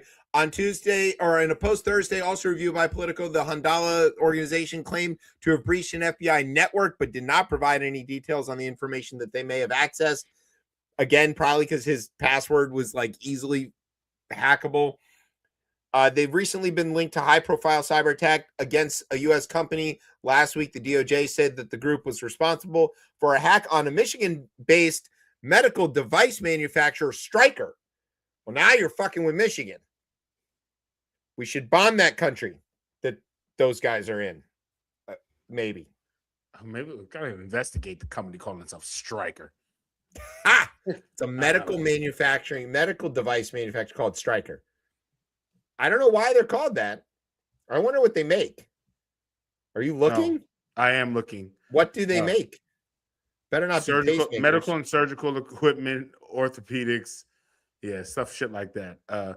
When Dr. Homer Stryker, an orthopedic surgeon. Oh, it's Kalamazoo. the Yeah, guy's yeah, name. it's okay. All right. All He right. couldn't I'm not get gonna out look of too. it there. I'm not gonna look too much deeper into that because Yeah, let's not. Yeah. We'll find out what else they're making. All right. Exactly. This one's called Christy Nome. Call your office if you have one. Mm. So she's been having a real good time lately. It's getting better. Why is it getting better, Tez? What happened? Something in FEMA, right? What did they do? They ran into the FEMA offices. Is this what the story is? Not exactly No. just FEMA. All of DHS, a group of All of DHS DHS. investigators entered the FEMA office and headed straight to the 8th floor. And they went and grabbed all the phones and computers and all this other kind of stuff because there was a person there who was working with Christy Nome who was stealing all the money or helping her steal all the money. Yeah. Let's see. The Office of Inspector General reviewed contracts issued under then Secretary Christy Nome's leadership, according to several current and former DHS officials, including 2 with knowledge of the headquarters search. Kara Voorhees is the person involved. She joined DHS early in Trump's second term and worked closely with Nome's top aide, Corey Lewandowski. That guy's a winner. Yeah. Likes having sex on airplanes, apparently. And anyway, so she was working for Corey, and she was a contractor. So was Corey, by the way. Both held an unusual role in DHS that stationed them in the top echelons of the agency and put them at the center of some of its most controversial and consequential moves over the past year. Last June, Christy Nome demanded the DHS headquarters approve all contracts worth more than only $100,000. Now, that sounds like a lot of money to us, but it is nothing. Absolutely nothing in government contracting. So why do you want such oversight over such tiny little stuff? It gave top officials significant control over everyday spending and created major delays. Nome's successor, Mark Wayne, Billy Bob Joe, I don't know how many names this poor guy's got, has gotten rid of that and put the limit back up to 25 million where it used to be because it shouldn't be that low. But Kara and Corey Lewandowski and Christy Nome managed to award a bunch of contracts to a bunch of themselves. So among the awards that came under public scrutiny are a $1 billion contract fast tracked to a pro-Trump donor last year. Nothing to see there, I'm sure. $200 million contract for the purchase of 2 private jets, 2 for Nome and Lewandowski, so that they could ride around in style. And another $200 million contract for the ads featuring Christy Nome riding around being Cowboy Barbie or whatever she was doing in those ads that were paid to the husband of the lady who got fired for not being a real lawyer in the Eastern District of Virginia. Yeah. Yeah. I mean, Alina Habba's husband. That's it. Okay. Former husband, who she then just divorced to move to Florida to go find a new husband in Mar-a-Lago. Florida man. They're clearly snatching up all these documents to destroy them, right? They're not. Yeah, clearly, right. They're not doing a real investigation. Unless, and there's more of this. Dick Blumenthal of Connecticut, Senator of Connecticut, said that his committee was looking into potential wrongdoing by Lewandowski and Nome in connection with the DHS contracts. It's possible that Congress can do a little bit of oversight on this, but it's all after the fact. They've already got the money. They've already run off with it. Yeah. And of course, the Trump DOJ wouldn't dare prosecute any of these people. Right. Not because they want to protect them. I just want to be clear about that. Right. It's the no honor amongst thieves thing. Christy knows too much. She's got the goods. She could certainly, or Lewandowski, any of these people, they can make a phone call to the New York Times and blow the Epstein stuff way out of the water. So like all of these guys are all just going to, you saw it with the way that she got fired. It was very complimentary. You saw the same thing with Bondi. He's got to be really careful with Bondi because she definitely had access to the actual Epstein files. And, you know, he's all like, yeah, you know, they're great patriots. We love them. We're just moving them to another job. Then he cans them, but he can't really can them the way he wants to because. And think about firings that happened in the first administration. Right. Oh, yeah. They those run out on a rail. Yeah, exactly. Those I never heard of this guy. Jeff Sessions is a bitch. I hate him. You know, like The tweets were incredible. They were incredible. And he's at it again tonight, by the way. Yeah. He's trying to explain the Iran thing, which we'll get to in a few minutes. But Voorhees was known for enforcing that $100,000 rule in reviewing contracts that seemed to be confusing to literally everybody who worked there. And I think she's the linchpin in this. We'll see how much squeeze gets put on her, if she's willing to squeal or talk about anything. I don't know. We'll kind of see where that goes. If there's some state charges, California was a target of a lot of what she was in after and stopping contracts from going to places. You could see California suing or doing an investigation or something that might reveal some of these kind of things. So watch this space. Again, DHS, it's an agency under a lot of attention, a lot of scrutiny. They're still shut down or kind of shut down. Maybe they got some money or something like that. ICE got all their money. It's a whole thing, and it's a giant black hole of government fraud and opportunity of fraud in this swamp administration. Yeah, so just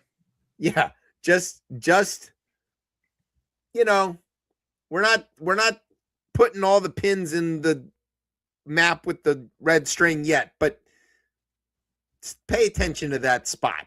Okay, just have in your mind on your wall there's a map and it says DHS and it's got Kristi Noem and Brian's boobs over here, and then everything else connecting those dots. Okay, just hold that in your mind for later. All right, speaking of funding, this one's about Missouri. What's a Missouri? Missouri. There's a place called Missouri. Missouri. Yeah, so there's a college there called Mizzou because they don't know how to spell Missouri, and they're not allowed to have like organizations anymore, which I think Brian put this story in here, but it's a multicultural student organizations they can't have. Oh, okay. Sorry, I didn't read that far ahead. So what they can't have is the Asian American Association, the Association of Latin American Students, the Forefront, the Legion of Black Collegians, the Queer Liberation Front. Okay. The other ones are all Queer Liberation Front does sound a little militant. I just want to be no. What? And their acronym is the QLF. That's not great. I just hey, look. I'm sure I support almost everything they do. I just the name is a little hard to get over. We're talking about liberation fronts. Those are usually like militant organizations. Look, Queer Liberation Front, man. It doesn't matter now. They're gone. Well, they just can't get funding from Mizzou, I guess. Well, I don't know if you probably what I sent to you was sort of like the aftermath of what they've done, but there was let's say a prequel of this.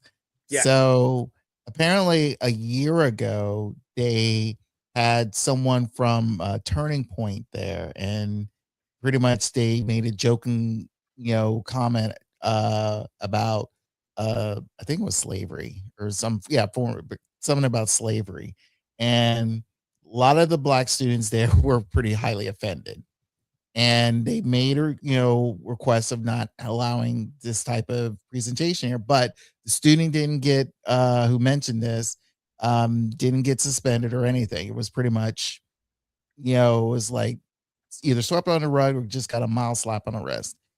Then all of a sudden, again, this comes out, and it kind of like a lot of, if you kind of notice, like a lot of the Midwestern schools, are kind of like silencing a lot of minority student unions here. And get out of town. It's in a weird way. To me, it's like it's kind of growing, and I feel like, and especially in this day and age of a lot of transfer portals for college basketball and college football and all that stuff, it's like you kind of wonder, it's like, do you really want to go to these schools if they don't have people of your representation, either A, not only there, but B, getting properly represented in some form or fashion in the student body? All right. So 2 key points to that. Yeah. 2. Yeah. Number one, Mizzou doesn't play sports well enough for that to matter. That's and true. two, I guarantee you that if there's a bunch of anti-black racism in Tuscaloosa, the football team is completely isolated from that. That those racist, the most racist rednecks you could possibly imagine from Alabama, absolutely love every black player on the Crimson Tide. They will. I can believe that. Yeah. Somehow those two believe things that. are like separated. I don't know how they do that, but that's one of their things. They're gonna be like, well, I don't like them, but I sure like the way they play defense, something like that. Right. So are you saying that hostility towards minority students could impact that school's ability to recruit or transfer portal or NIL in top athletic talent? I would think so. I mean, in a lot of stories nowadays, it's more the sense of not just the treatment of the facility itself and how much they're getting paid, but also it's a sense of fact of is this a type of place I really want to go to? And Yeah, like do you you said, wanna it was go like there so if who you're wants to gonna go to be Missouri? targeted? Huh? Yeah, that's an excellent point, Brian. Yeah. I hope that it resonates with the right people. Right. I don't think it's gonna, but True. I think I might have mentioned it one or two times on this show, but a million years ago, there was a guy who ran for Senate in Missouri, actually. I believe he was using the name Glenn Martin at the time, something like that. But he was a Klansman, and he was running on a segregationalist platform, but because of the equal time rules, he got to run ads on all the radio and TV stations out there. And one of the things that was unique about his ads is that he would give his phone number at the end of the ad. And so we're talking about the sort of early days of YouTube working and stuff like that. And I managed to hear these ads and replay them enough times. And I took down his number. And one day I decided to call him and just see, what would happen if I called this guy. And I hadn't prepared a list of questions because I didn't expect him to pick up the phone, but he did pick up the phone. And he was an incredible person to talk to. And one of the things I asked him was what football team would be an acceptable team to root for a white supremacist. And, figuring I could work in a Redskins tie in there. And he said that he said, I don't watch football. There's too many blacks in football. And I He's a true believer. Yeah. And I said, well, who do you root for? And he said to me, the Marriotteville Comets. And I said, who are they? And he said it just like this. He goes, they're an all-white high school with the H in the white. White. And yeah. And I said, who do they play? And he says, other all-white high schools. And I said, those games must be terrible. and he didn't seem to care about that at all. That's not the point. It wasn't the point. This guy later went on to become somewhat famous because he shot up the JCC in Kansas City and went to, I think he was convicted and put to death maybe, or he died in prison awaiting his death sentence. But, I don't know how many murderers you've ever talked to, but I kept this guy's number and I would call him every so often to just sort of ask him a bunch of these questions, and he would always answer, and he would always be willing to entertain me for literally as long as I would stay on the phone with him. And he didn't seem to have much else going on, I guess. But if you were to ask me, would I really like to watch all white basketball or all white football? No, no, I would not. Not at all. It's not good. Sounds terrible. It sounds awful. So, yeah. Brian, do you predict? Do we have to worry about not enough Asians in Mizzou football as a result of this decision? Well, they do have to calculate certain things for them. So, especially they have to, Wow. help them pass certain courses. So, Wow. So you're saying the tutoring programs for the athletes might be impacted by this? Of course. Okay. How else they're going to get their D average up? Right. Oh, If you don't have the AAA doing your homework for the offensive line, how are you going to get it done? Yes. That's just a fact of life. You want to win at big time college sports, you got to be willing to do awful stuff. Not that awful, Sharon. That was not cool, man. Damage the whole program. Move on. Move on. Move All right, on. let's talk about Iran then. Yeah. Rhymes with move on. Iran doesn't. So, unfortunately, at the end of the third, it is 3-3. So we're going to overtime in the Frozen Four. We have this story in here about Iran, but it is essentially serving as a placeholder because we really don't know what's going on. Here's what we know at the moment. Okay. And I updated this even today. Right. There's a 2-week, everything's 2 weeks with Trump. That's the only unit of time he knows. He knows all he knows. A 2-week agreement in place theoretically between the United States and Iran to cease hostilities or at least slow them down. The Israelis are sort of unaware that this exists and that they were somehow included in it. So they have been bombing the absolute shit out of Lebanon. So here's what happened. Trump announced he was going to nuke Iran, essentially, and on Twitter or whatever he calls it now.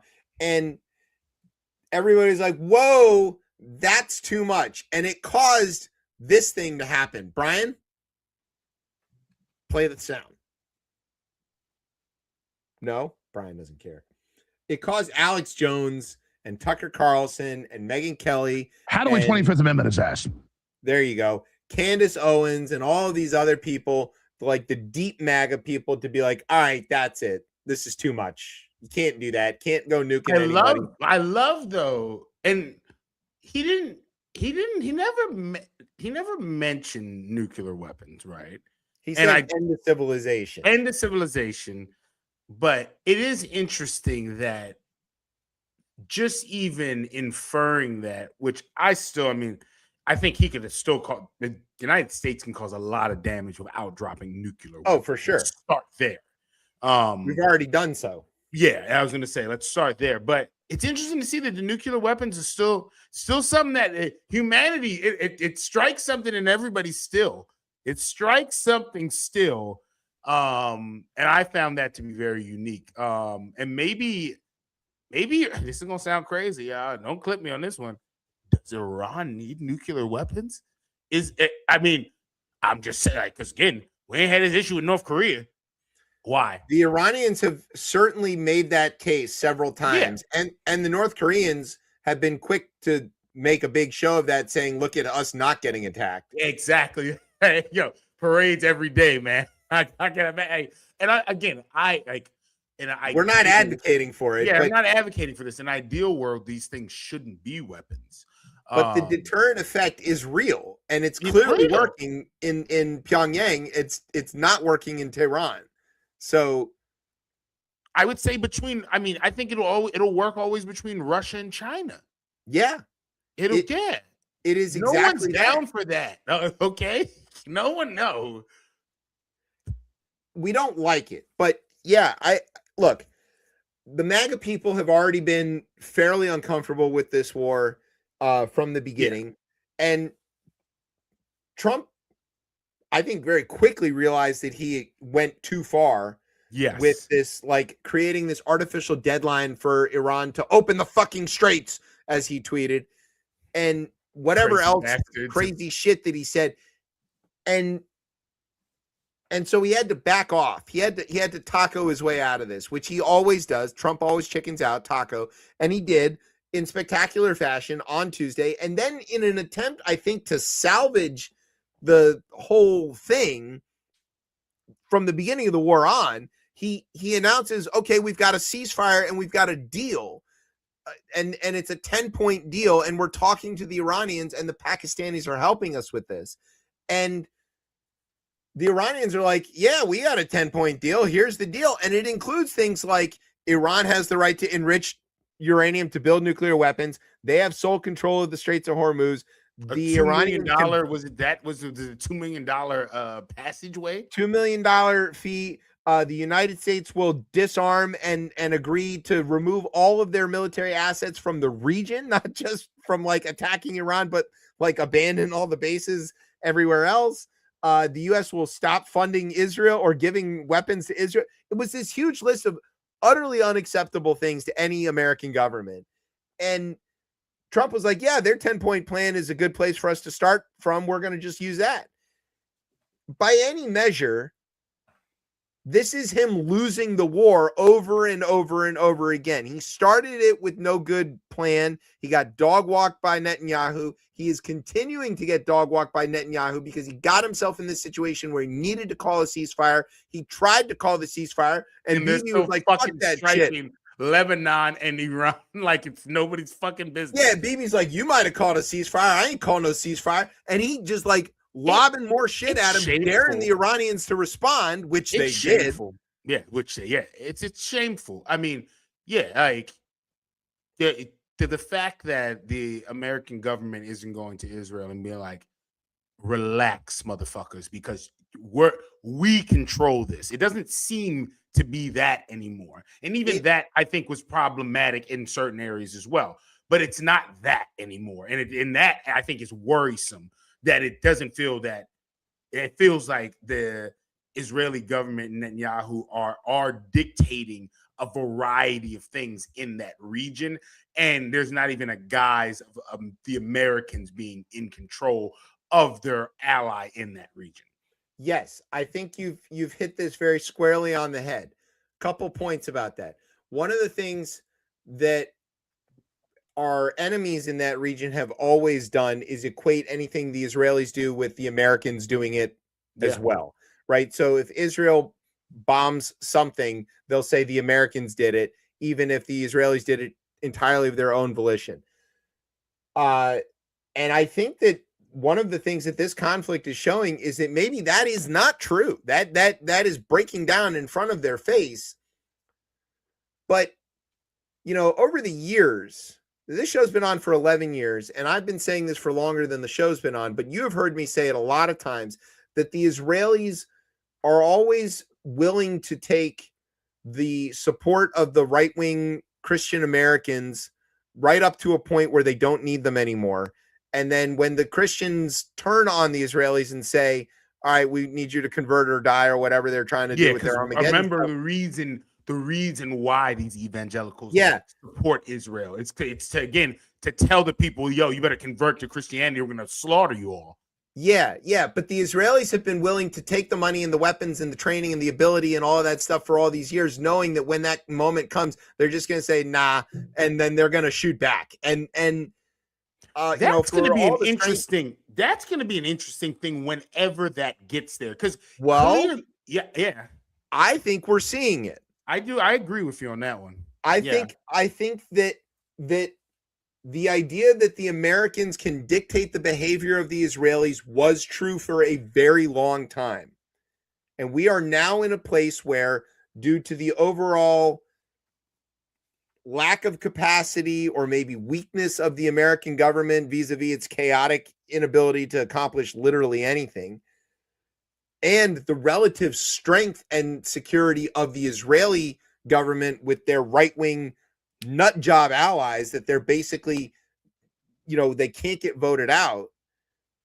They are at a point where they can flip that script and they can say, all right, thanks for teaching us to fly F-16s and build all of this advanced satellite capability and all of this other shit. We don't need you anymore. We're going to do whatever the fuck we want. And if you try to stop us, you can't.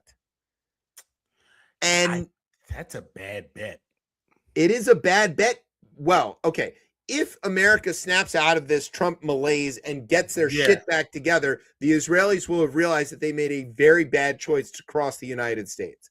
Yo, we'll make that motherfucker two-state solution quick. In an instant. Yeah, like, and sit troops in there, like, to make sure this happens. Like, Well, and what the Israelis probably think they've gotten around, and they may have because they are maybe, awfully yeah, crafty. yes, Think about the pagers and the walkie-talkies. yeah, exactly, yeah, no, yeah. But I'm utterly convinced, you're not going to ever be able to convince me otherwise, that all the American military technology that ever gets exported has kill switches in it. How much? Yeah. If the Pentagon gave you an F-16, they can make that thing fall out of the sky at the push of a button. And so, don't. And maybe the Israelis have defeated the kill switch. It is well within their capability. I don't know. But it does seem like who is in charge has changed. Bibi is running the show. Yes. Trump doesn't have any influence over him whatsoever. If we thought that Biden maybe lacked the influence because Netanyahu's relationship with him was rocky at best, despite Biden being a great supporter of the state of Israel. Yeah. The relationship between Trump and Netanyahu has clearly, I think, always been that Bibi knows that Trump is stupid and easily flattered and can be kind of manipulated into literally anything. And Netanyahu, for whatever's wrong with him in terms of his morality and whatever, he's not a stupid guy.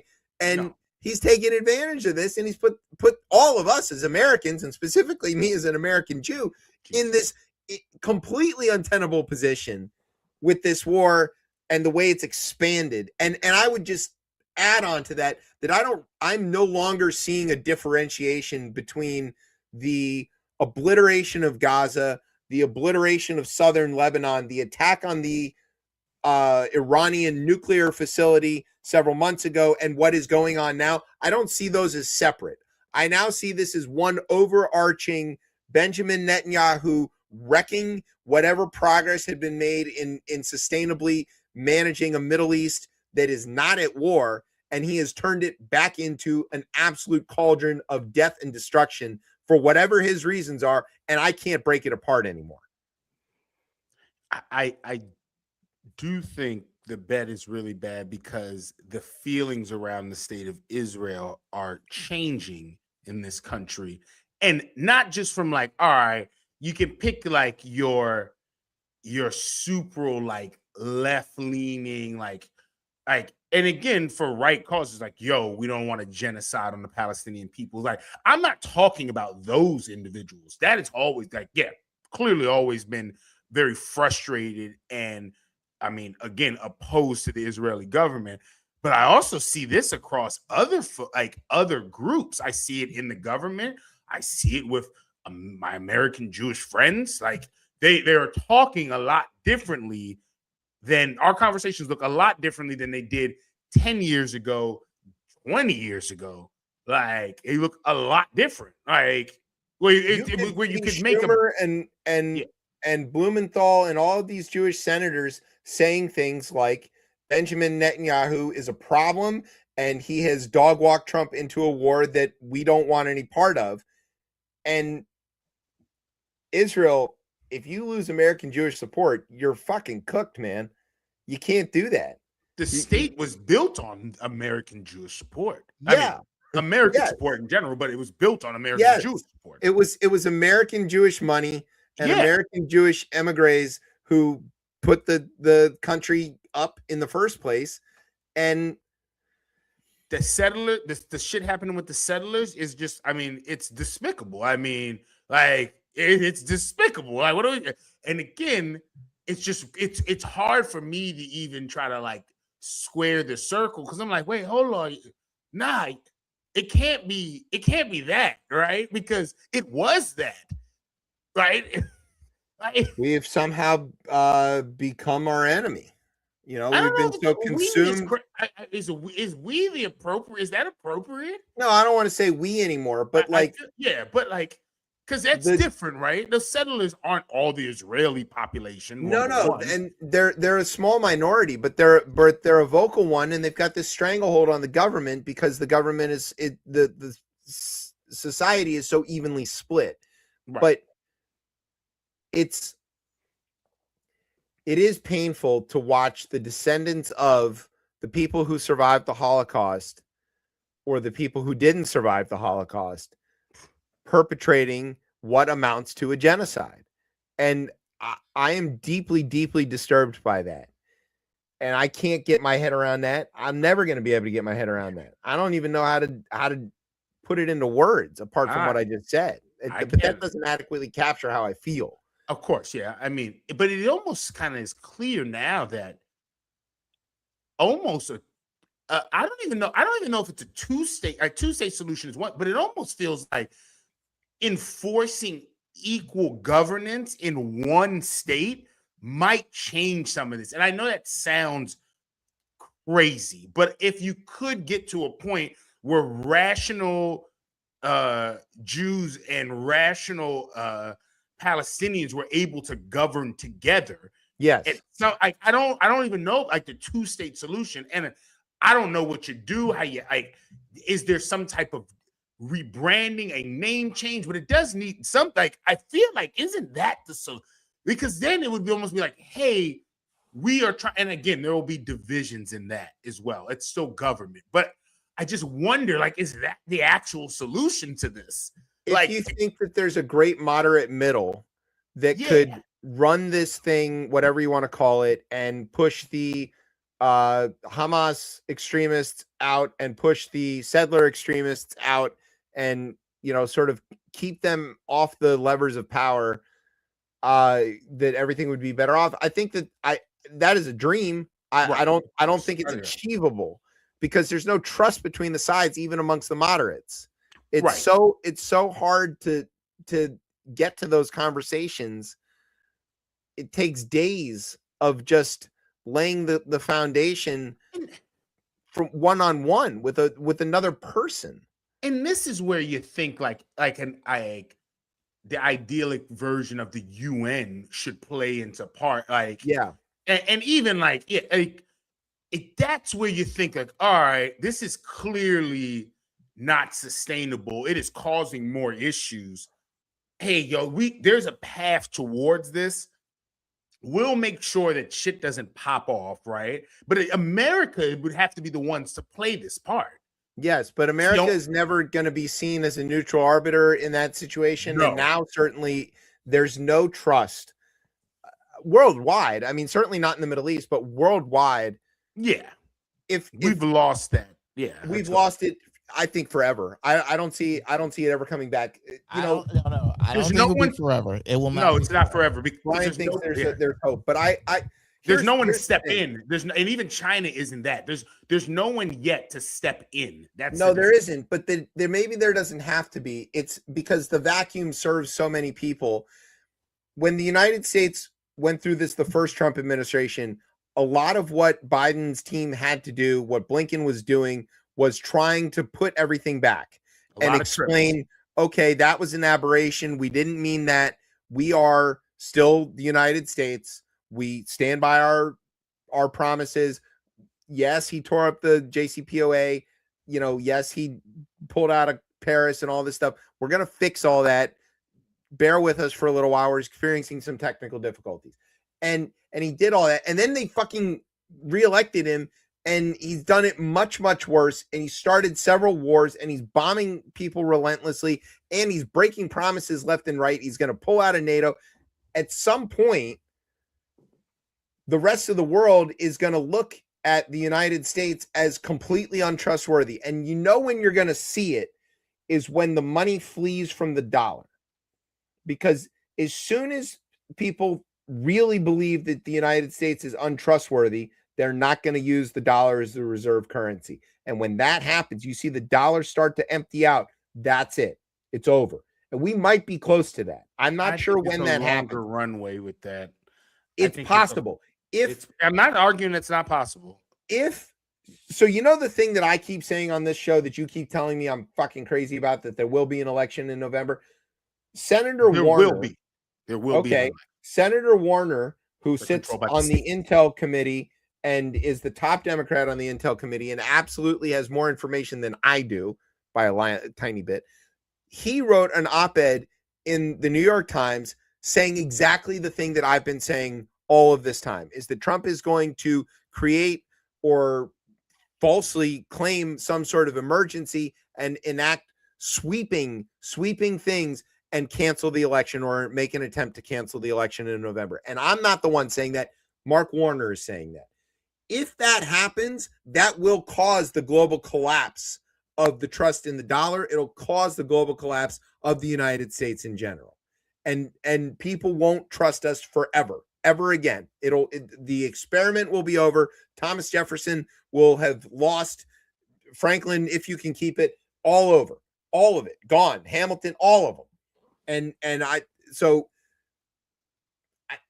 I know every fucking week I say it every fucking week, and I'm not the only one. Talk like that is, and that is still the issue I have with. And I think that's I think your viewpoint is a minority, but to talk like that is un-American, and that is I think there are big issues with American exceptionalism, right? But what I do believe in it is an idea and a belief that I used to see in people, in a lot of people in this country. And I get why this would beat it out of people, right? The last 10 years have been hell. You could go over the last 30 years for the bulk of the country of it just, again, having a drastic change. But that's what takes down the country. Those comments, the lack of American exceptionalism, and I say that with a grain of salt because there is a problem with that. But no, I'm with you. I'm always the one that's like, we're the only ones that went to the fucking moon. Everybody else can shut up. That is so key to like the nation being strong. And I know this sounds very like nationalistic, and I'm trying to walk, but I do believe for a successful country, you do need the people to believe that, and you know who also believes that? Our immigrant populations, right? And the people who come, they believe it's stronger than the native born for sure. And I think that how do we, for the native born folks, like, and I get why they might not feel that anymore, right? You can go into your phones, you turn on any news channel, right, and be like, oh, nah, everybody, like, I'm done with this place, right? I'm leaving it, right? Everyone's like, how do I flee to Canada or wherever you want? But I think that's what'll take down the nation, right? Because then when you have something like the executive branch trying to cancel, let's remember the executive branch has nothing to do with the election, right? No role whatsoever. There's no role. It's very clear about that. The states and Congress only. States and Congress only, right? And specifically the states, because let's just say there is something that tries to stop that. Well, you need that American spirit to go in the streets and fight at that point. And that might look I'm ready crazy. For that. I want that. That is what I mean, because that's why I'm not work. Because it's like, all right, they try to cancel election. All right, yeah, well, we can't go to work tomorrow. We got to go hit the streets. And I do think just because, again, the decentralization of how elections are permitted in this country, right, and it being through the states, there's too many counties and things of that nature. You can't get all of them, right? You could try to attack a few of them there, but I do think the landslide that they're going to get beat, you won't be able to dispute the numbers. What you can do, and what we've already seen them do, and Mike Johnson has been he's done this well, is they might not seat people, right? January 6th might be, I guess for the Congress specifically, right there, it's earlier. January 1st in their first. Yeah. But yeah, that I do think is a problem. And then again, you do what is unequivocally American, you go to the streets, right? So that's why I don't worry too much about that. Just to your comment about the streets, I don't know if we really covered it well enough, but I do think that eventually gets to conflict. And if the people hit the streets, you've been there before, it's going to be different, because here's the thing is that the question is, where does the military go? And if the military goes with their oath, we're okay. If the military goes with their loyalty to Trump, we're not okay. And where we're seeing this is that Apache that buzzed over the protesters, and those guys didn't get suspended. They got unsuspended by Pete Hegseth. The firing of a lot of the top brass, whether it's in the army or otherwise, mid-war, which is a weird thing to be doing, the hollowing out of the officer corps. I really think that these are efforts by the Trump people to test the relative loyalty of the military. And I think what they're looking to do is get themselves a good core group, whether it's includes ICE as a shock troop force or whatever, that they can use to shoot at the people who go to the streets if they try to take over an election. And I know that I'm sure that they understand that they won't be able to give an order and have the full military obey, because they know that there's enough people in there who are true patriots and true believers who would not betray their oath to the Constitution and would not execute an illegal order. But they are looking for the ones who are willing to do it. And they're throwing up these test balloons to find them, and they're finding them. And they're gonna have enough. It might not be enough to ultimately win, but it's gonna be enough for there to be a problem. And then it's gonna cleave the military into pieces of those and the security forces in general, whether it's military or otherwise. Those that are loyal to Trump, who believe that he's the rightful leader of whatever, and those that are loyal to the Constitution. And then we're at a war.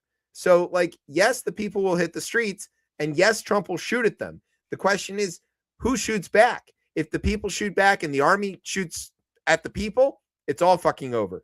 If the people shoot back and half the army shoots at the people, it's all fucking over. There's no good outcome there.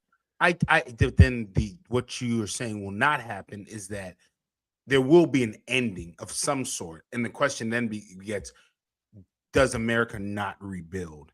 And we always rebuild. We will have to rebuild. We always rebuild, and I think we will have to do it without the help of our traditional allies. We'll have to do it without the help of the rest of the world, because nobody will take a check from us. I think the allies will look and see, again, specifically our biggest trading partner, that it is beneficial to the world. It's beneficial to the world if America is doing, not even doing well, right? I think doing well, yes, but again, that it is a stable country, and I think that is just. I do believe there will always be something after. It's to the global benefit for the post-war American leadership century to remain, because it's been better for everybody, mostly, even including our adversaries, China and Russia. It's hard to argue that China hasn't benefited from the United States running the globe when they've gone from being an impoverished backwater to the second largest economy in the world. And that's all the entire time while we've been running the show. So it's hard to see them saying that this isn't to their benefit. I understand all of that, but the trust disappears. We earned this over so long, and it can just evaporate so fast. And let's take the military, even that, right? They drive cars. And I think, you know what'll break people's spirit? $5.50. Yeah, $6. I think, and then you got, and I'm in the military fighting in the stupid ass war you got us going here.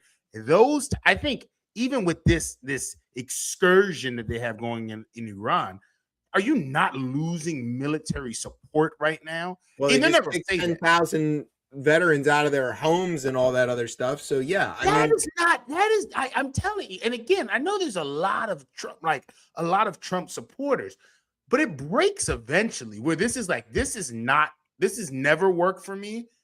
It's no longer working for me in like the I don't even know what to call it, like the haze that they're in, right? And I think people will break from that, and that's where I think that's where people where you lose this, and folks kind of look and say, oh, this is more of a class thing, and the only problem with that is whenever we get close to like this class consensus, that's when people really start getting shot, actually. Yeah. Anybody, whenever someone has tried to bring together the classes of this country, that is when I do think you have some covert op shit that someone is going to get assassinated. Whoever tries to do that, it's never worked well for them. And ask Bobby or MLK or well, you know what? Don't. Yeah.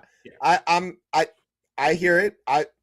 I'm always hopeful that you're right on these things. I believe in the American people. I will forever believe in and I want to be there, and I do, but I'm putting it out there in a recordable fashion, because if there's one thing I value over anything else, it's being right. And I'm unfortunately continue to be right, and now Senator Warner agrees with me.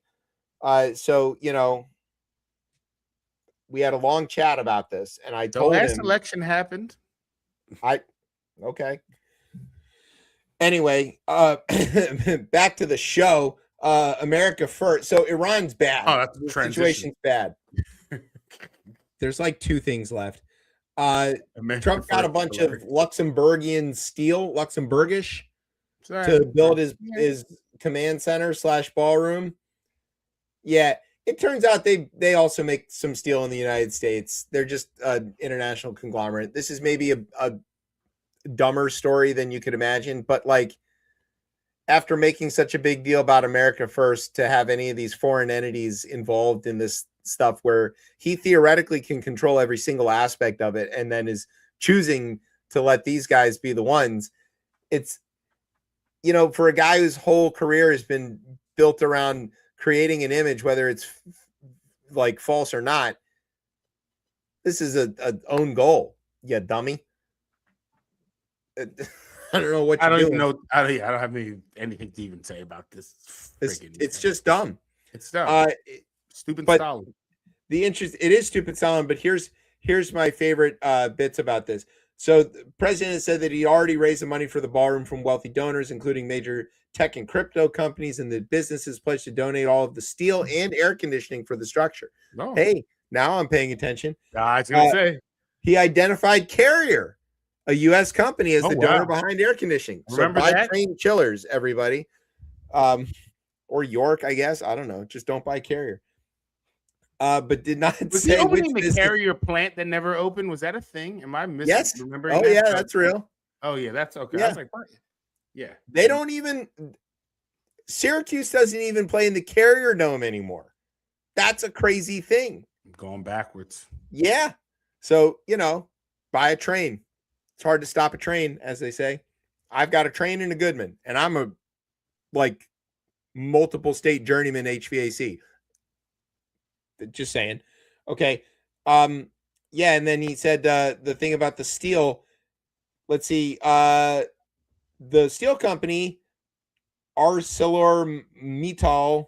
I'm not going to try that again. Yeah. Declined to comment, but Davis Ingle, a White House spokeswench, said that Mr. Trump, quote, was making the White House beautiful and giving it the glory it deserves at no cost to the taxpayers. Something else, something that everyone should celebrate. Then he added this incredible statement: only people with a severe case of Trump derangement syndrome would find a problem with that. Look at this guy, Davis. Poor Davis. Can you put him back up on the screen, Brian? Davis looks like he's a big supporter of Brian Noem. Poor Davis. Poor Davis. He needs a girlfriend, I think. He looks like he needs a girlfriend. I'm just saying. He goes to that what's the name? That conservative bar they all go to. I don't know which one. Yeah, I don't know. It has that weird name that's like. It's weird. I feel like I walked by it the other day. Yeah, if it smelled like white supremacy and regret, I'm sure that was the one. And Pall Malls. All right, let's see. There was a horse with a hood outside. Oh, tied up to what? Well, no, the horse wasn't tied up. Oh, okay. I escaped, everyone. Yeah, you're okay. You're safe. I'm All right. safe. This one here is about Commonwealth. This is how we're gonna end the show. So as people may know, Trump told all of the Republican governors to redraw all of their state districts to give him more Republicans in Congress, which they all agreed to do. And so states like California and Virginia and New York and some of the other places that Democrats control but have always wanted to have fair representative voting districts were like, well, shit, we got no choice. We got to do this thing. Right. We're going to do it too, and we're going to redraw the districts in a way that will actually represent the population statewide, not at a local level. Because, you've got states where Democrats win by wide margins in all the statewide elections, but there's still enough Republican seats, whether it's in Congress or in the state legislature, and you think, how is that even happening? And the reason that it's happening is because of gerrymandering, and right. because but gerrymandering can go the other direction too. Yes, and so if you want to play fair, you don't gerrymander, but if you're forced to gerrymander, then you gotta play ball, or you're gonna get fucking run over. So Virginia has decided, yes, we're going to play ball. We're going to cut up the state into new temporary districts, and there has to be an amendment passed in order to do that. And there's a special election for that on April 21st. The choices are voting yes to redraw the lines for the temporary basis to fight Trump's fake drawing of lines in other states, or no, don't redraw the lines and let Trump redraw the lines in the other states and don't press Virginia's advantage where we should have one. And it's an obvious thing. The answer is vote yes. Everybody should, in Virginia, if you're listening, the answer is vote yes, yes, yes, yes, yes. The Democrats have brought out Obama and all the big guns to try to say, like, we got to vote yes. But the Republicans have got a new strategy, which is a bit of an old strategy. A new strategy? Tez? A new strategy or a new strategy? Oh. What's the new strategy? The old strategy, bringing in our favorite strikeouts. You know, the KKK. The KKK. Yep. Primarily black audiences at a town hall this week knew what this speaker was referring to when she talked about the mailers. These are, I've seen them in my inbox. I haven't seen the mailers. Hold on. In my mailbox, they've got images of Klansmen in white hoods who warn against voting for Virginia's redistricting amendment, and others that falsely claim that Obama and Spanberger, our governor, are trying to tell people to vote no. That's not true. They are saying vote yes. Obama says vote yes. Spanberger says vote yes on this. It's also this sort of weird thing where they're running ads. I've certainly seen on television where they've got black voters saying that they feel like their civil rights are being trampled on because they're being drawn out of their districts, and saying that these black districts are being obliterated. And that's not true. It is not true. Their voting representation is increasing as a result of this, but they are, I don't know why how do they find these actors or people willing to do these ads is a whole nother question. But money. Yeah, it's gotta be. But these Republican aligned PACs are the ones sending these out, and they're using the worst images you can imagine. It's not good. It's not good. So just to be very clear, whether it's Nick Cannon or anybody else who's listening, this idea that Democrats are the party of the Klan, that is not the case. There was a big flip. Yeah, but let's address that piece of it.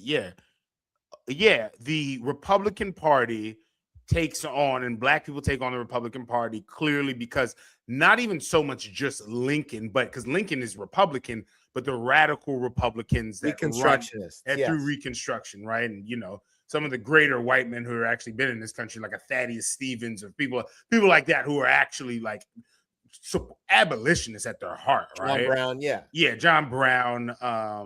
God, not Thaddeus Stevens. I'm thinking of the one who got cane, Charles Sumner. Excuse me. Yeah. So right. Those are and again, there can be something said between the end of Reconstruction and running up to really the New Deal and and FDR for to start with, right? Like you could say that Republicans gave away like the fight for black. They gave away the black vote when FDR also agreed that Democrats should curry the black vote. And in the 30, 40 years before that, it was the Republicans did switch more to like the robber barons, the big business. That was their focus, but still was pulling. But they still had the black vote along with that because they also had a progressive wing. I mean, they had Teddy Roosevelt and all of that stuff. There was, but I do think when we get to the 40s and 50s, though, right, this is when you see again these Dixie Democrats, right, that again flip, right? You flip, and really, I guess what the actual ending of this is going to be what 60. It's 64. It's Johnson. So when LBJ gets the civil rights laws passed, working with Martin Luther King, he's made a bet. The Democrats as a party have made a bet that being the party that is pro-civil rights is a better move to make than being the party that is anti-civil rights. Right. And they actively work to remove the Dixiecrats from any kind of power within the party. And it was specifically that Kennedy was down in Dallas doing when he got shot. He had gone down to Dallas to tell these Dixiecrat guys to cool it and to shut the fuck up, so that the Democrats could retain power and stuff, and that they would be getting plenty of federal funding if they just shut up for a little while. And quiet racist. Yeah, and he got shot while he was down there doing that. And the Republicans took that opportunity to flip, and they made a concerted effort to, and they called it the Southern Strategy. Nixon called it the Southern Strategy. And they looked around and they said, oh, there's going to be a bunch of disaffected white folks in the South who used to have a D after their name, have voted Democrat their whole lives because of FDR, and whose parents were Democrats and all that stuff. But they're motivated more by racial animus than they are by anything else. We're going to go capture their votes. And lo and behold, they absolutely did it.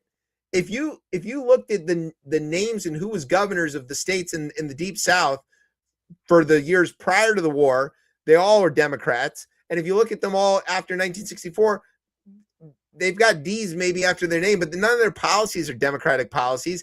And the Democratic Party becomes the party of the liberal, educated elite, and as a result loses the vote of the working class white folks, which we're still sort of dealing with that, right? Which we're in the situation now because of that. Yeah. Yes. So there are people who either don't know their history or misrepresent the history enough to say these incredibly stupid things like the Klan was founded by Democrats.